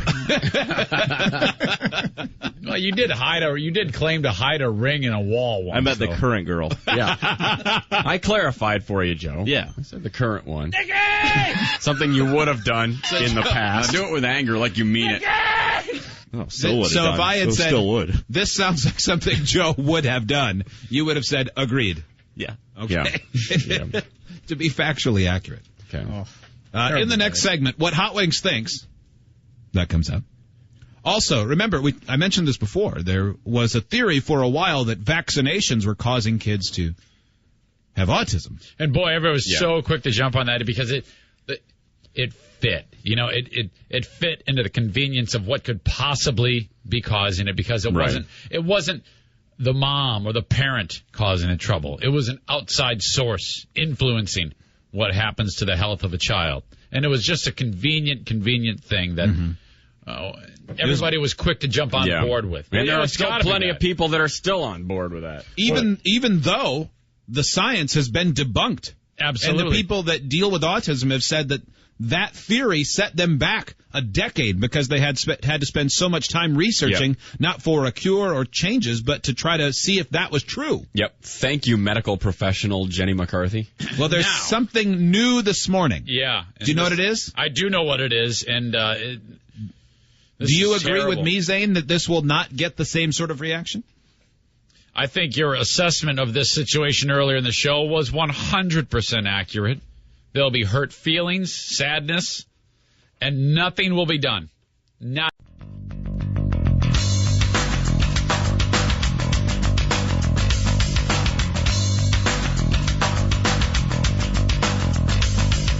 The Free Beer and Hot Wings Show with free beer. It was really great being the only kid who didn't know how to swim, so I could stand fully clothed next to everyone else at swimming parties when we were in high school. Everyone else is top of the field, and I'm standing over by the Doritos going, anybody need a soda? Oh, my God. You go to pool parties and just stand there? There in your Coca-Cola sweatshirt? I would talk to the fat girl who wouldn't take a towel off. Hey, Cindy, I'll just be over here talking to your mom. You hear the new one from Biz Marquis? I would have been more likely to say Randy Travis. Yeah, and I love to hear the new one from Aaron Tippin. I really like this Vern Gosden. So my dad introduced me to this hot new artist, Vern Gosden. Now, back to the Free Beer and Hot Wings Show. 1-800-947-3979. Email anytime, idiots@freebeerandhotwings.com. Well, Joe, today, before we get to this next story, we're one day closer to the big live show from Flint, Michigan at the world-famous Machine Shop nightclub, I guess if you can call it. Yeah, Rock Club. Rock Club. And nightclub, it doesn't work. You get your ass kicked if you call that place a nightclub when you're inside of there. Yeah. But on Dort Highway in Flint. Yes. Joe, the place is littered with hookers. That sounds awful. Not the shop, but Dort Highway. Yeah, the general vicinity. Yeah. You won't have to go far to encounter several hookers for producer Joe's Hunger Games with Hookers reenactment. Or the Hooker Games. The Hooker Game. I like that. Hooker Games, yeah. Do you think there'll be any trouble with the hour of the day and hookers being out at that early hour? Normally it's a night thing, I think, hooking. We're told they're there all the time. Okay. Needs formula or something. Okay. Yeah. I would think, maybe hangs outside of a pharmacy or something. All we requested for this Joe stunt is you dressing up in some way similar to Katniss or one of the other, or PETA. Yeah. And have your plastic bow and arrow. Or whatever it is you're going to utilize for props. I think that's... when you reenact scenes from the Hunger Games with Dort Highway crack whores. How do you feel going into this, Joe, as the countdown begins 5 days away? It's ridiculous, man. I'm concerned for you. I'm nervous. I think he'll have some support. I mean, true. Video camera. Yeah, maybe another station personnel. Labrie knows them all by name. Right. Yeah, exactly. He's single now. That's all he does is whores. I mean, that's what I'm.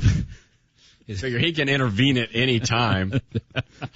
That's a bummer for the girl that he's dating. I was about to say. When she pulls a shiv, he can go, whoa, Coco, it's cool.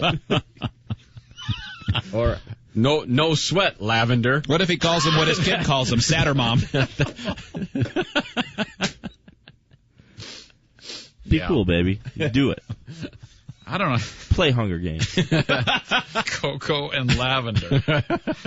Labrie is program director extraordinaire and hooker enthusiast. Noted prostitute hunter. Noted prostitute. Makes it sound like Jack the Ripper. Flint's newest single dad. He's the Streetwalker aficionado. He's the richest man in Genesee County, and he makes $11,000 a year. Ted in Flint. Hey, Ted. Hi, Ted. You know anything about these whores? Are you one?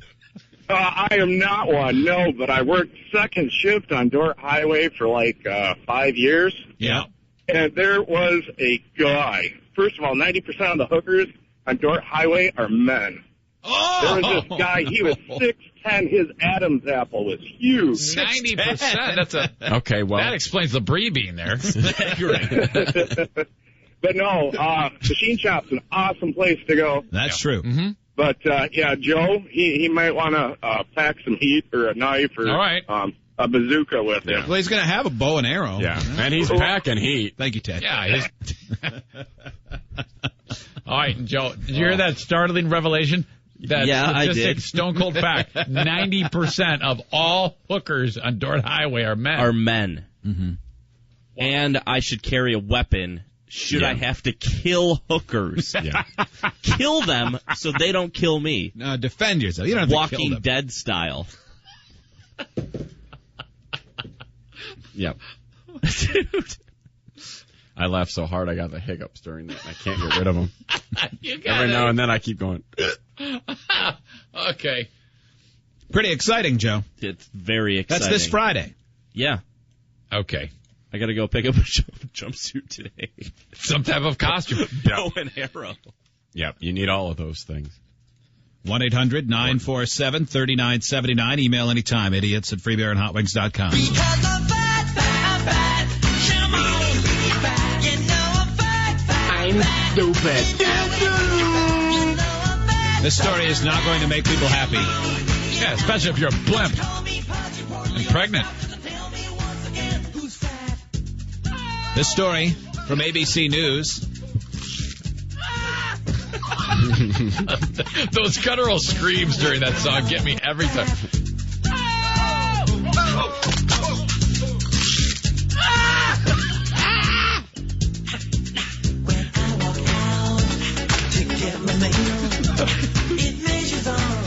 There was just a story from the U.S. Centers for Disease Control and Prevention in Atlanta that an estimated 1 in 88 children has autism. 1 in 88? They refer to it as an autism spectrum disorder. That's up from 1 in 110 6 years ago. Wow. So this story says, quote, obesity during pregnancy can raise the risk of autism, a developmental disorder that affects 1 in 88 American children. So for ease of math, it was, wait a minute. If it's 1 in 10, what was it out of 100? 1 in 110. 1 in 110. Okay, Yeah. so it's getting much worse. Mm-hmm. They say the study of more than 1,000 children in California found the risk of autism and other developmental delays was 60% higher amongst those born to mothers who were obese, hypertensive, or diabetic. 60% higher. Well, that link is clear. I mean, if those are the numbers, I mean, if at least off this study, I know they like to replicate scientific studies such as that. So obese going in or just gained a lot of weight? I guess it doesn't matter, does it? Not sure, yeah. The prevalence of obesity and diabetes among U.S. women of childbearing age is 34% and 8.7%. Our findings raise concerns that these maternal conditions may be associated with neurodevelopmental problems in children and therefore could have serious public health implications. Wow. Yet another reason why obesity is just a disaster health-wise. And we don't say that to pile on anyone, but it's bad for the person that's obese, and it can have a negative effect on your baby, at least according to this. Give me one reason why it's good, and if there's an argument to be made for it, it's kind of like arguing that smoking is healthy. You don't have a leg to stand on. No. Yeah. There's nothing positive that comes with being obese. No, you can only find a positive if you find another negative. What's positive about smoking? Well, it's better than snorting coke. Right. Okay. Obesity leads to, heart disease, hypertension, all the things associated with that. Cancer. The risk of cancer is higher. And now this, plus it's just gross to look at. The author of this study is saying that he's not positive that they are linked. Oh, come on now. He or she, I should say. You got to be positive before you blast it out there. Quote, it's hard to say if they're linked. It might be there's some environmental factor that contributes both to the obesity epidemic and to the rise in autism cases, or it could be the increase in obesity is, in fact, contributing to the increase in autism. But it's certainly not going to account for all of it. So it seems like he's saying, I deep down believe that it is. Well, I mean, on the surface, it makes perfect sense. If you were to look at the scale of... Look at what's gone up over the course of the same period that autism rates have risen. I mean, there's only going to be so many variables that are making those kinds of changes where you could go, well, I can't be sure, but boy, it seems pretty obvious that there at least could be a link to this. Yeah. It's of course, that's the same logic that led to people thinking that it's the vaccinations. Oh, the vaccination, the timeline's the same. But at least, there's some debate as to whether or not a vaccination is good. There's no debate whether or not being obese is good. Yeah, well, I was about to say the same thing. There are tangible benefits to vaccination. Right. But if you're going to err on the side of anything when it comes to obesity and autism rates, even if there's no proof, all right, well, it'd be better to be not obese anyway. Well, yeah, because you're going to serve yourself well in those other arenas that we just mentioned. Mm-hmm. Everything's going to be better for you anyway, so why not? Stephen in Maine, listening on the bone. Hi, Stephen. Hey, guys. I just want to preface, I completely agree. Obesity is definitely a really bad thing, and everyone should work on it. I know I have to. But this study is strictly correlational. It's not an experimental design study. So any data they get, there's definitely a link. But it could very, very well be from people having a genetic issue with obesity, or having some other serious problem with their body that's linked to obesity, not necessarily obesity. Mm-hmm. And that's what the author is saying. Possible. Yeah, he's saying that it's not inherently that, but they definitely saw a correlation. You're absolutely right. Thank you, Stephen. Have a good day, guys. Eddie in Grand Rapids, you have a positive for being obese? Yeah, actually, I've got a couple of them. Okay. One, if I'm out in the water, I'm going to be able to float a lot better than that skinny guy over there. And two, when Eric Zane and I are stranded in the woods, the fat guy's going to live off his fat for a lot better. He is going to live off his fat for a lot better. Yes. I've always hoped to live off my fat for a lot better. But I'm so skinny, I'm going to live off my fat for a lot worse. Of course, you better need to be able to live off your fat a lot better, because one of you is going to be able to walk and get help. And the other one's going to be eaten by mad raccoons. Yeah. One guy will be able to scale the 6-foot rock wall, and one won't. This is Sarah in Maine, who just hung up right as I said that. Hey, Sarah, how are you? Okay. I'm fine. Call of the day. I'll call back. That is, who knows if that ends up being true. It certainly seems possible. But you gonna drop some weight, fat ass? May not be, but yeah. Who knows? The guilt trip that a mother could end up having. Same thing with the vaccinations. I think that caused a lot of mothers to feel, and fathers, but mothers, it's just different. That guilt of, if we hadn't had our child vaccinated, would this child still have developed autism? Who knows? Right. That's a terrible feeling, I would think. Yeah, don't know. We're going to do it off the air, but Kayla wants to talk to all women who've had autistic children, and she wants to ask you if you're fat. So call the show, and she'll... Is that right? Yeah, she wants to answer the phone. Hello, Free Beer and Hot Wings. Are you fat? Oh, boy. Free Beer and Hot Wings Mom. Do you have an autistic child, and are you fat? Tom joins us. Hi, Tom. Hey, guys. How you doing? Good. My fiance actually works with kids with autism. She works with behavior modifications, which helps with their, developmental stages. But sure, she has mentioned to me before that, regions of New Jersey, and maybe other areas too, have it worse off than others. Like higher incidence? I'm sorry? Like a higher incidence of autism? Yeah, like certain regions just have like a higher concentration of kids born with autism versus, other counties. Okay. Weird. You mean like, does it have to do with socioeconomic status or just... The research may not have been done. Tom? That was weird. Wasn't informative. Vera Lynn. Hi, Vera Lynn. Hi. I just want to say, these people that are coming up with all these studies that they're talking about, women of mothers of autistic children, we have enough guilt already because we don't know why. We don't know what is wrong with our child. It took me until my son was 10 years old to have him diagnosed. Yeah.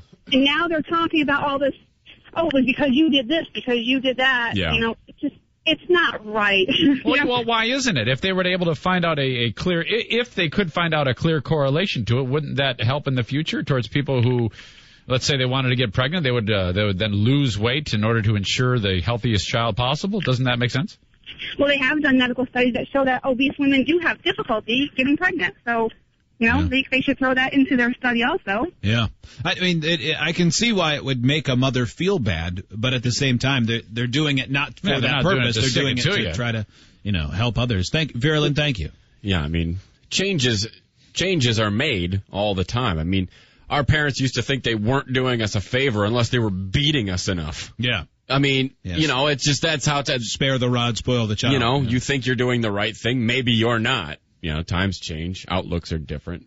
So, yeah, there is a chance that you're doing something now that 10 years from now you're going to go, I really regret that. I thought we were doing the right thing. Turns out we were turning our kid into a monster. But, yeah, this there's science only so much you can do. Is very early. Yeah, it's more speculation than anything. I'm curious to see if it gets the same legs as... the other story did. Yeah, well, absolutely. Because it was a lot easier to say, I'm not going to vaccinate my kids, than it is, because losing weight's hard. People were like right away, I knew it, man. That's causing so much trouble. They were quick to point the finger. Mm-hmm. But now when it's in this setting where it's the onus is on not on vaccines and physicians. Yeah. While now you might have a little bit of a different situation. People might be like, oh boy, I don't know. They're not going to react nearly as strongly. Well, let's wait and see. Hot Wings, you went through this recently, and it may have been the same way, Zane, when your youngest was born or the older. But because of all the vaccination stuff, man, it was a full court press from the time we started going to the doctor about pregnancy from them, from doctors and pediatricians and everybody you talk to from the medical field, just trying to stress to you the importance of vaccination, I think, because they've been dealing with it for so long. Yeah. They just basically said, show up here, this is your next shot for your child. Okay. Mm-hmm. Yeah. Yeah, obviously so many people have declined. We'll get to what Hot Wings thinks in the next segment. What's it about today? Newt Gingrich? It is about Newt.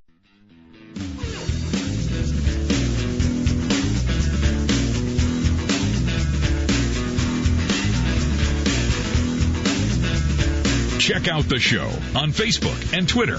Do it at freebeerandhotwings.com.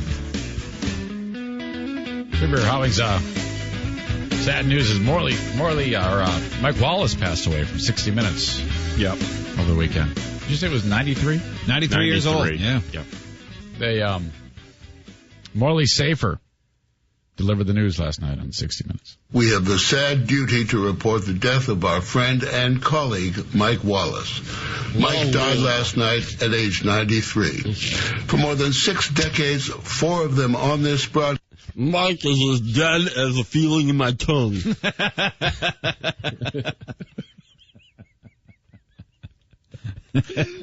Mike is as dead as my diction. Mike is as dead as my tongue. Broadcast, he was a kind of one-man truth squad, a man with a remarkable gift for getting to the very core of a story. Villains of every stripe were his specialty. He could charm Mike, that's strife. Them into coming on 60 Minutes and with his audacity get them to reveal their villainy. More than anyone else, he was responsible for the continuing success of 60 Minutes. We're all in his debt. He was a badass, man. He wasn't afraid of anything. Sitting there across from the Shah of Iran saying, people say you're evil. Forgive me, I'm quoting. You're evil. Mm-hmm. What? They played, next week they're doing a tribute to him. I actually want to see it. They played a little bit of various highlights of him challenging people. And it didn't matter, man. Balls of steel. I've got a montage of Mike Wallace asking hard-hitting questions. He was doing what? With you. Why? Why? Why? Really? When you boiled it down to low gravy, you demanded special treatment. You needed money. It's almost an embarrassment, sir, to hear this from you. What? What do they want you to do? Why are you so reluctant? Why? Come on out. No, just you don't want to talk to me? I don't understand. They must be ashamed of something.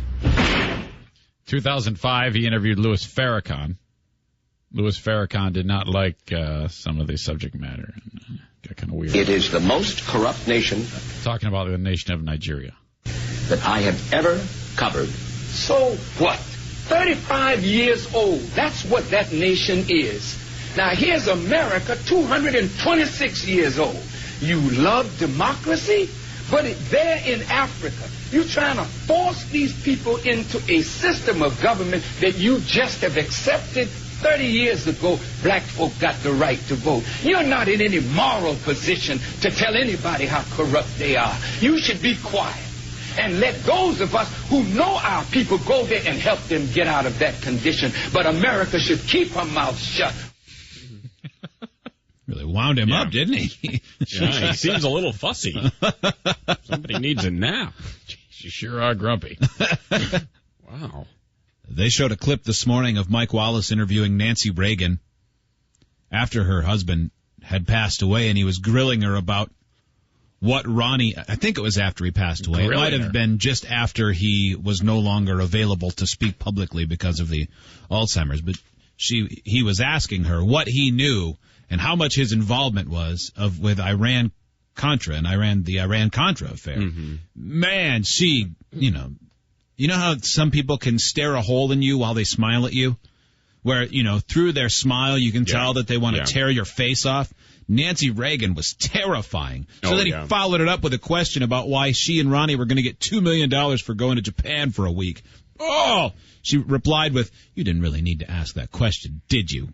Ooh. That takes balls challenging someone like that. She was a tough lady. Yeah. Notably tough. 93 years old. Yep. Pulled off 93 pretty good, actually. Much better than Safer. Yeah, he's probably 20 years younger, and he seems 20 years older. Is he on every Sunday, Morley Safer? No, but pretty frequently. He sounds like that lobster guy on Futurama. I don't know what he sounds like, but I love it. Tonight, I think Go find a clip of Zorberg or Norberg. Please get us your more Morley Safer immediately. Tonight, I report on Louis Farrakhan. I don't want to do this report because I have to say Farrakhan. My lips don't work, but my salivary glands do. I would have much easier time if I could just say Nation of Islam leader and not Louis Farrakhan. He has the worst understanding not only of diction, but also of matching clothing.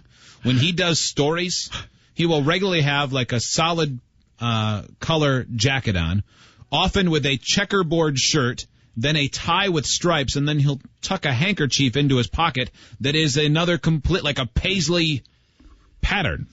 It's like he's doing it on purpose. He's not just colorblind, he's pattern blind. Yeah, but he's blind. He's just blind. He can't see anything. He grabs any article of the best of Dr. Zoidberg.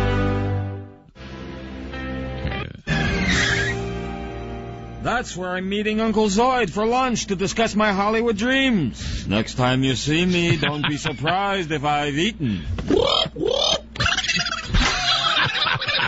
That one's Morley Safer. That's what he sounds like. Okay, go ahead. Oh, man. 1-800-947-3979. Hot Wings.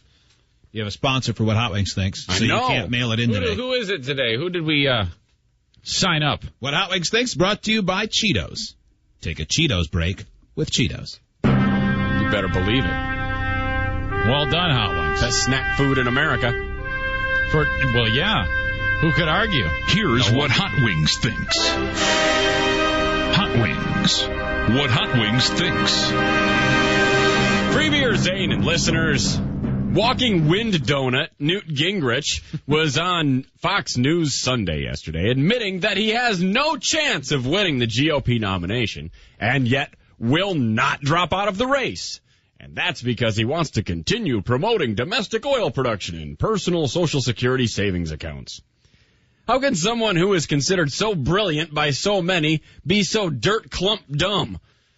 He can stay in this thing and burn through money like an NBA player at a fertile gold-digging whore convention. But that doesn't mean anyone is going to hear his message. When you're a distant third in a 4-person race, people aren't really going to pay attention to you anymore. Unless he goes completely off the deep end and starts ranting about an impending mollusk invasion while his overweight Johnson dangles openly from under a Hello Kitty miniskirt, no one is going to care what he says.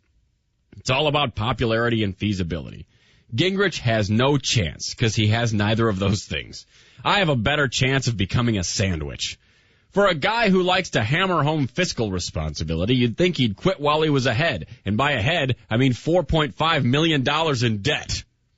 He's broke. Broker than broke. His campaign would be better at staying solvent by investing in answering machines. Staying in a race to get your message out is pointless when no one is listening to you. Believe me, I know. I'm Hot Wings, and that's what I think. That's your new opinion from Hot Wings. More of the free.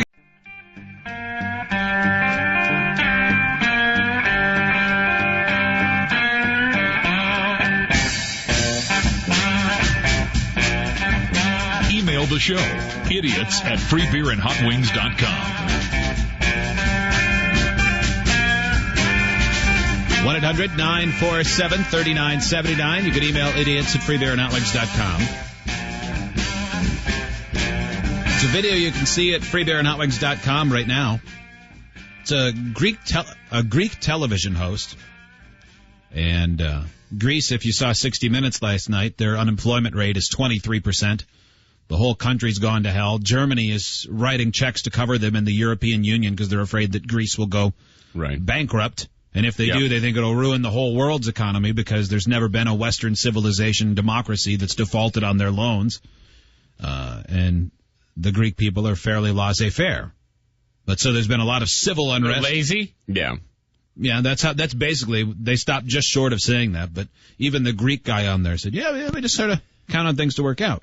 So there's a lot of turmoil in Greece right now. Like my wife's brother should move there. They maybe they're Greek. 80,000 protesters showed up, but none of them bothered to go to work that day. Right.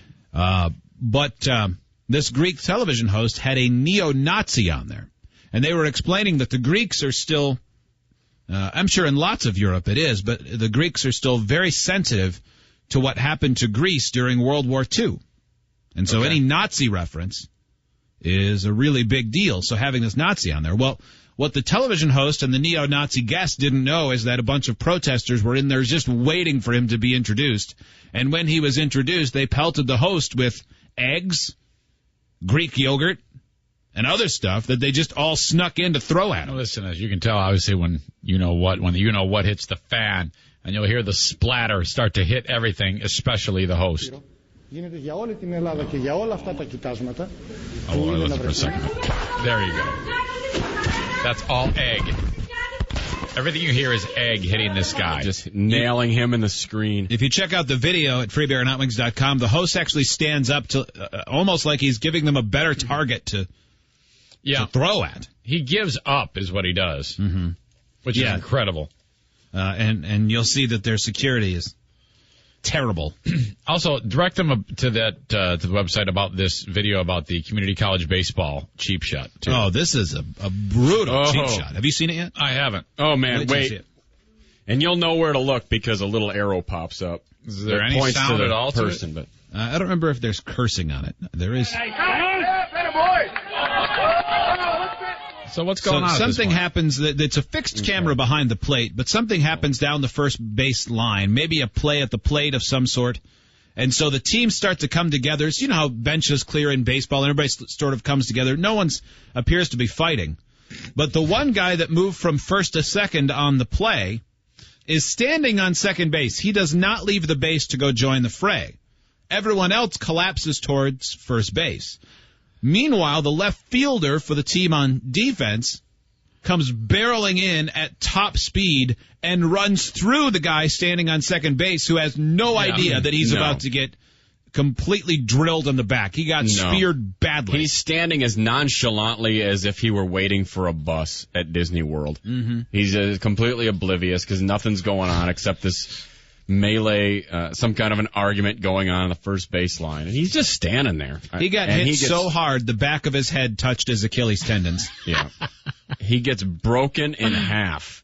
Oh, my gosh. And the amazing thing is, because everyone was distracted along the first base line, it appears that none of the teammates saw what happened to their teammate, because otherwise that would have resulted in a huge brawl. Nobody saw it on either team. I don't even think anybody from the offending team saw what this guy did. That is a really dirty cheap shot. Because I think even if one of those players had seen it, they would have went, oh, whoa. I mean, it was so crazy. Because there wasn't even a fight going on. There was an argument going on. And all these players are out there and they're posturing. But nobody's throwing punches. This is not a brawl. And that guy just steamrolls. That poor sucker. Baseball fights are great, but they go on. There's too short of time before it turns into a big pile. Yeah. It's pretty rare when you know how hockey they square off? Yeah, they kind of take turns. It allows time for the arena to start playing the Rocky theme, and there's build up, and it's just awesome. Baseball is just hyper. Yeah. There's every once in a while there's a guy that's involved when everybody's sort of squaring off, but there's no punches being thrown. And I don't know if a guy gets scared. I know one guy had used that as his excuse, or if they really just want to jack someone. But there was a guy, I forget the teams involved, but they were getting backed up to the backstop behind home plate, and all of a sudden he just went crazy and jumped in the air and started kicking people with his back to the basket like he was a horse rearing up at a parade. What happened? Oh, I got scared. I was backed up. I needed to kick some faces. Yeah, hockey is the best for fighting, followed by baseball and basketball. They're both kind of in there. Baseball probably better than basketball. Football's the worst for fighting. Basketball, the plan for fighting is to swing wildly and then back up while talking crap. Yeah. So get the first swing in and then backpedal. Then look around for a guy who can pretend to hold you back, even though you're twice his size and strength. While we're talking sports, baseball got underway in earnest on Thursday with a lot of opening days. Joe, you grew up a Chicago Cubs fan, fair to say? Yeah. Like you root for them. If you get back to Chicago, you like to go to a Cubs game. You're not live and die. Love Cubs games. You love the Cubs games. Do you think the Cubs can win a World Series this year? No. But I don't know anything about them. But it's been 104 years since they won a World Series. I still can't believe that, man. I still can't believe every year. Yeah, how is that? How is that possible? I mean, there have been so many teams that have just went out and purchased some key players and done the right thing just to get them that World Series championship. The Marlins have done it twice. That was what made that Bartman thing so insulting to Cubs fans, was the Marlins were the team they were playing when Bartman did that. So the Marlins ended up winning and going on and winning their second World Series at that time in like 10 years. And meanwhile, been in existence for 15. Yeah. They just need more money, I think. You think that's it? Not Dude, true. the Cubs absolutely have the money. I know. They've spent They're like the third. That was the problem for a while. They were really cheap, but now they're just bad at things. Well, on Thursday, the Cubs opened the season with a 2-1 loss to the Washington Nationals. So the Chicago TV station, CLTV, ran a poll asking fans if they thought the Cubs would make the playoffs in 2012. Now, Joe, we heard what you thought. Yeah. Not win the World Series, make the playoffs. What percentage of people said the Cubs could make the playoffs this year after one game, which was a 2-1 loss to the Nationals? I'll say 0. 0 is correct. It actually was 0% of people polled. Even the diehards know it's Everybody just says no. pointless. Them winning the World Series would make, when the Boston Red Sox won it, to be just nothing, a blip on the radar. Because it had been so many years since the Red Sox had won it when they first won it most recently. Yeah. They've won twice, right? In the past won twice, 10 years or so? 2004 and 2007. Okay. So that would make that 2004 victory to be like, oh, yeah, whatever. That's just not that big of a story compared to the Cubs winning it. I think the Cubs have gotten, they have more of the national reputation as lovable losers. Mm-hmm. Whereas, the Red Sox, at least they had gotten there a number of times. Yeah. They went in 86 and lost. They had the Bucky Dent incident and other things like that. But the Cubs, and people that have never been to Chicago somehow feel sympathy for the Cubs. I don't know that it was the same for the Red Sox. By the way, Red Sox and Yankees both 0-3 to start off the season. Mm-hmm. There's some panic. Yeah, everybody wants to burn down the cities now. Well, that's the thing. There's a lot of really good teams in the East. Tampa and Toronto are really good this year. Yeah. Yeah, if they were in a different division, they'd be talked about as a potential division winner or maybe even a wild card team. Yeah. While we're talking, it's kind of a mixed bag here for this segment. We talked about the possible link between obesity in the mothers and children born with autism. We would be remiss if we didn't mention some of the food options that's out there. This one's in England, but we know it's coming to the United States because it seems like something that would be available at a ballpark or a state fair and then available in grocery stores. And that would be hot dog stuffed crust pizza. For those of you who say pizza's great, but I wish I could have pizza and a hot dog, well, this day is for you. I think this sounds like garbage. Yeah, I think it sounds terrible. Yeah, I don't like that combination.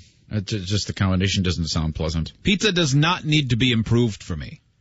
I've always liked that stuffed crust. But stuffed crust, I know. Cheese. I thought the same thing when they had that. I thought that with flavored crusts. I go, who needs to flavor a crust? Pizza crust is perfect the way it is. Howie's, and then man. some sesame seeds or some garlic, and you go, well, this is pretty damn tasty. Yeah, but it's not a completely different food. A hot dog is another that's food. true. What's next? Broccoli. That's true. Get a pepperoni pizza with scrambled eggs and bacon in the crust today at stupidpizza.com. Stupid pizza. But I mean, you think about all the toppings that are available for a pizza. I mean, why not hot dog? You've got hamburger and sausage and pepperoni and ham and chicken. Yeah, that's why, because it's a hot dog. Yeah. Put those toppings in there. I'm okay with it. But it might be delicious. Yeah, it might be. I'd give it a try. Stop being open-minded about your pizza. It comes with mustard drizzle. Ugh. That sounds gross, by the way. Yeah, the word drizzle should not be used in food. Joe, you have mustard drizzle all over your face. Oh. That's like you can pick your own condiment ooze. Right. Well, no, don't say it that way. And by the way, while we're referencing things, we mentioned the story at the top of the hour about the possible link between obesity in mothers and autism. And we got a lot of email response to that. And I want to read one of them to you with no names or anything. But this is the most I don't know what this email means. I'm going to try to read it verbatim. Are you ready? Yes. 10 years ago, when I was pregnant with my son, I'm only 115 to 120 pounds or less. Yesterday, I saw a huge mother with 2 boys younger than 5. There is no punctuation in this. It's like an email from Joe. No, gotta be 2 boys younger than 5 olds. They are not autistic. Also, it's unfair. Therapy is not covered. It's out of pocket. But those that are low-income mothers who does work are those that have help. It's supposedly those families who contribute to the economy should be helped, send help at home because we work so we can pay therapies and taxes that support those that don't work. You have autism. That's the problem. That's why your kids are like that. Yeah. That would be a bet. That's the worst email I've ever read. Yeah. Yeah. I mean, curb some of your passion. Somebody give her aid if she decides that she will destroy her computer. Steve, what did you learn today? Guys, I learned that anything goes when you're gravy wrestling, including finger breaking, elbow biting, and accidental forced sex. Joe, what did you learn? Covered a lot. I learned that Petrino would have been fine had he only used the protection of Mrs. Duggar's vagina. Eric Zane. I learned that there's a floor sanding device. Dang it, man. That's rough go today. Has 4 spinning heads that makes it so that you don't cross sand the wood. Hot Wings, what did you learn? I learned that there are at least 2 more songs about Bubba's than I would have thought in the world. I learned that a year from now, Joe will have $100,000 in additional debt, a house he can't live in, and a key to his mother-in-law and father-in-law's house where he still lives in the basement and is referred to as Beat-Off King by his girlfriend's grandma. Oh, take that. Technically, we live on the second story, but everything else, 97.9 GRD, Grand Rapids Rock Alternative. It's the Free Beer and Hot Wings Show. Free Beer and Hot Wings and Eric Zane, Joe and Steve here. Tonight, the Whitecaps home opener at Fifth Third Ballpark. Check out all the new improvements they've done, not only to the menu, but new scoreboard, massive video board. Yeah, that looks pretty impressive. I didn't know they were doing that. Yeah. Mm-hmm. That looks great. And then all sorts of other stuff. You can get tickets at whitecapsbaseball.com. Always a big crowd. It always feels like the official beginning of spring here in West Michigan when the Whitecaps get to it. Also, if you go to WGRD.com, you can vote to which one of the 5 of us on the show is going to get our own bobblehead. That's pretty sweet. That is cool. I feel like I have. Hot Wings, do you think you have a chance to win that? No. Will you be the bobblehead? No? Zane, do you have a chance? No, I say vote Steve. Vote Steve. Steve? Steve. You're demanding victory, aren't you? Vote for me. Joe? I say vote Steve. Okay. Yeah. I don't know if that's going to work. I don't know. No, I mean, the public will ultimately decide. Maybe they'll want the top-heavy nose of Eric Zane. Maybe they'll want the throat-heavy throat of me. Mm-hmm. Mine would be just lips and a baseball bat. And a stupid, drunk-eyed face. Yeah. Look like you're half asleep. Think of the money they could save on white and blue for the eye, though. Yeah. Just make it all fleshy. Mine would just be a tooth. Yeah, if they could come up with quite a monster if they went Free Beer lips, my Adam's apple, Zane nose, Joe tooth, and Steve beard. Mm-hmm. I think they should do that. Would be a monster. It would be WGRD.com if you want to vote. Or if you're Jackie, WGRD.com. Well, apparently she was really hell-bent at me over the incidents last week when we were ripping on her. But the one that stood out to her the most, apparently, because she keeps bitching to everybody she can see who will listen to her, is that I called her miserable. And miserable Jackie. You're saying that stood out to her? It stood out to her, nothing else, apparently. And she brought it up to me in the hall. I go, well, you are. You don't use headphones, and you talk too fast. That, to me, defines miserable. And she's been bitching up a storm to anyone who will listen to her stupid, fat babbling. I'm sure it'll all be behind us now. Oh, no, it's got to be back. I like this little war with her. It's a problem. She should wear headphones. Absolutely. Why she can't understand why everyone who has ever done this job in the history of the job has worn headphones. Because she's unprofessional. That's being headstrong to a fault. I know you don't want to mess up whatever hair color you have today. Uh-huh. But I mean, hell, Don, you can wear earbuds or something. You can wear headphones that don't go over your whole head like we do. She needs to bedazzle her headphones and use them as an accessory. Yeah, well, make them look like fairy wings or something and slap them on your skull. She doesn't put them on because it could damage the Miss Mustard Seed pageant crown she wears. When she's on the air. In my mind, there is a crown. Yep. There is. Mm-hmm. Hey, talk to Major Combs from the Army about the Western Michigan University Wounded Warrior Run, WMUWoundedWarrior.com, that I am going to be involved in getting my face smashed in. It's a joint effort with the Army ROTC and the Air Force Cadets.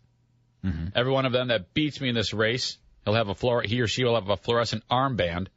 That's $10 out of my pocket to the Wounded Warrior charity. So if you want to help out or go, just check out the website, WMUWoundedWarrior.com. Give you all the info as to where, when. It's on Western's campus. And either come on out and cheer those guys on when they try to kick my face in, and they will. In hindsight, this is a terrible move. Mm-hmm. This is going to cost me a lot of money. And these guys will not be denied. So we'll be running that 5K race. And it's going to be bloody because they will not let me win. That's not a lot of optimism. No way, man. I'm dead. So you can watch all the gore, and we'll raise some money for the Wounded Warrior Fund.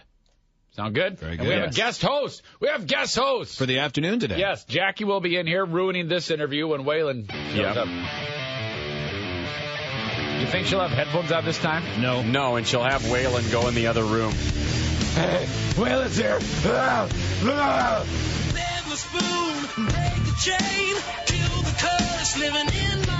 The guys are currently out there, Play Every Small Club in America tour. And they have so many stories from the road, including playing a Mexican dance bar. Really? Yeah, they played a Mexican dance bar. They're seeing so much of the country as they've been on the road for, it seems, forever. They had a show in Kalamazoo this past weekend. They've stopped at many of our affiliates. They were in Green Bay last week, and they said it was terrific. They were in Wausau, Wisconsin. And Steve, did you end up going to the Kalamazoo show? No? No, I wanted to, but I couldn't make it happen. Too busy getting ready for Easter dinner with your family at your house? Yeah. Oh, wow. Yeah, thanks. I'd forgotten. No, you didn't. So they'll be in doing the guest hosting as GRD continues to search for a new host for the afternoon. I don't know how that's going. You heard anything? JT been listening to any audio of prospective talent? I don't know. I have no idea. Keeps it pretty close to the close to the chest. It's pretty That's what obvious. he told me and Joe. It's pretty obvious he can't look in-house. Yeah. He told you and Joe. Yeah, I mean, we were under the impression that we had it. Yeah. Joe and Steve. Okay, so That's right. So is it you or he's passing? Well, it's a mystery. It's amazing how Seems many like people he's passing, actually. didn't really get your show that you did as the guest host. It's shocking, actually, the people that didn't quite get it. It's actually not shocking. It takes time, though, guys. Disappointing? People Would you didn't say get disappointing? People didn't get Seinfeld Disappointing. initially either. They didn't get the joke about the too long of the Friday work whistle or the 5 o'clock work Probably whistle. everything. Yeah. God, We've this read school sucks. lunch menus. Bring back Dahmer. Yeah, I actually got an email from a listener, and it said, can you believe this? They are doing all the things you make fun of. They're reading school lunch menus, and they just did a whistle to signify the end of the workday. This sucks. You guys gotta bust them. God, how can you miss that? Though my favorite still is the very, very angry email or blog post or whatever the hell it was on Facebook of the listener who on Wednesday of last week, this is 3 working days after Dahmer was gone, who says, the station has really gone downhill since Dahmer left.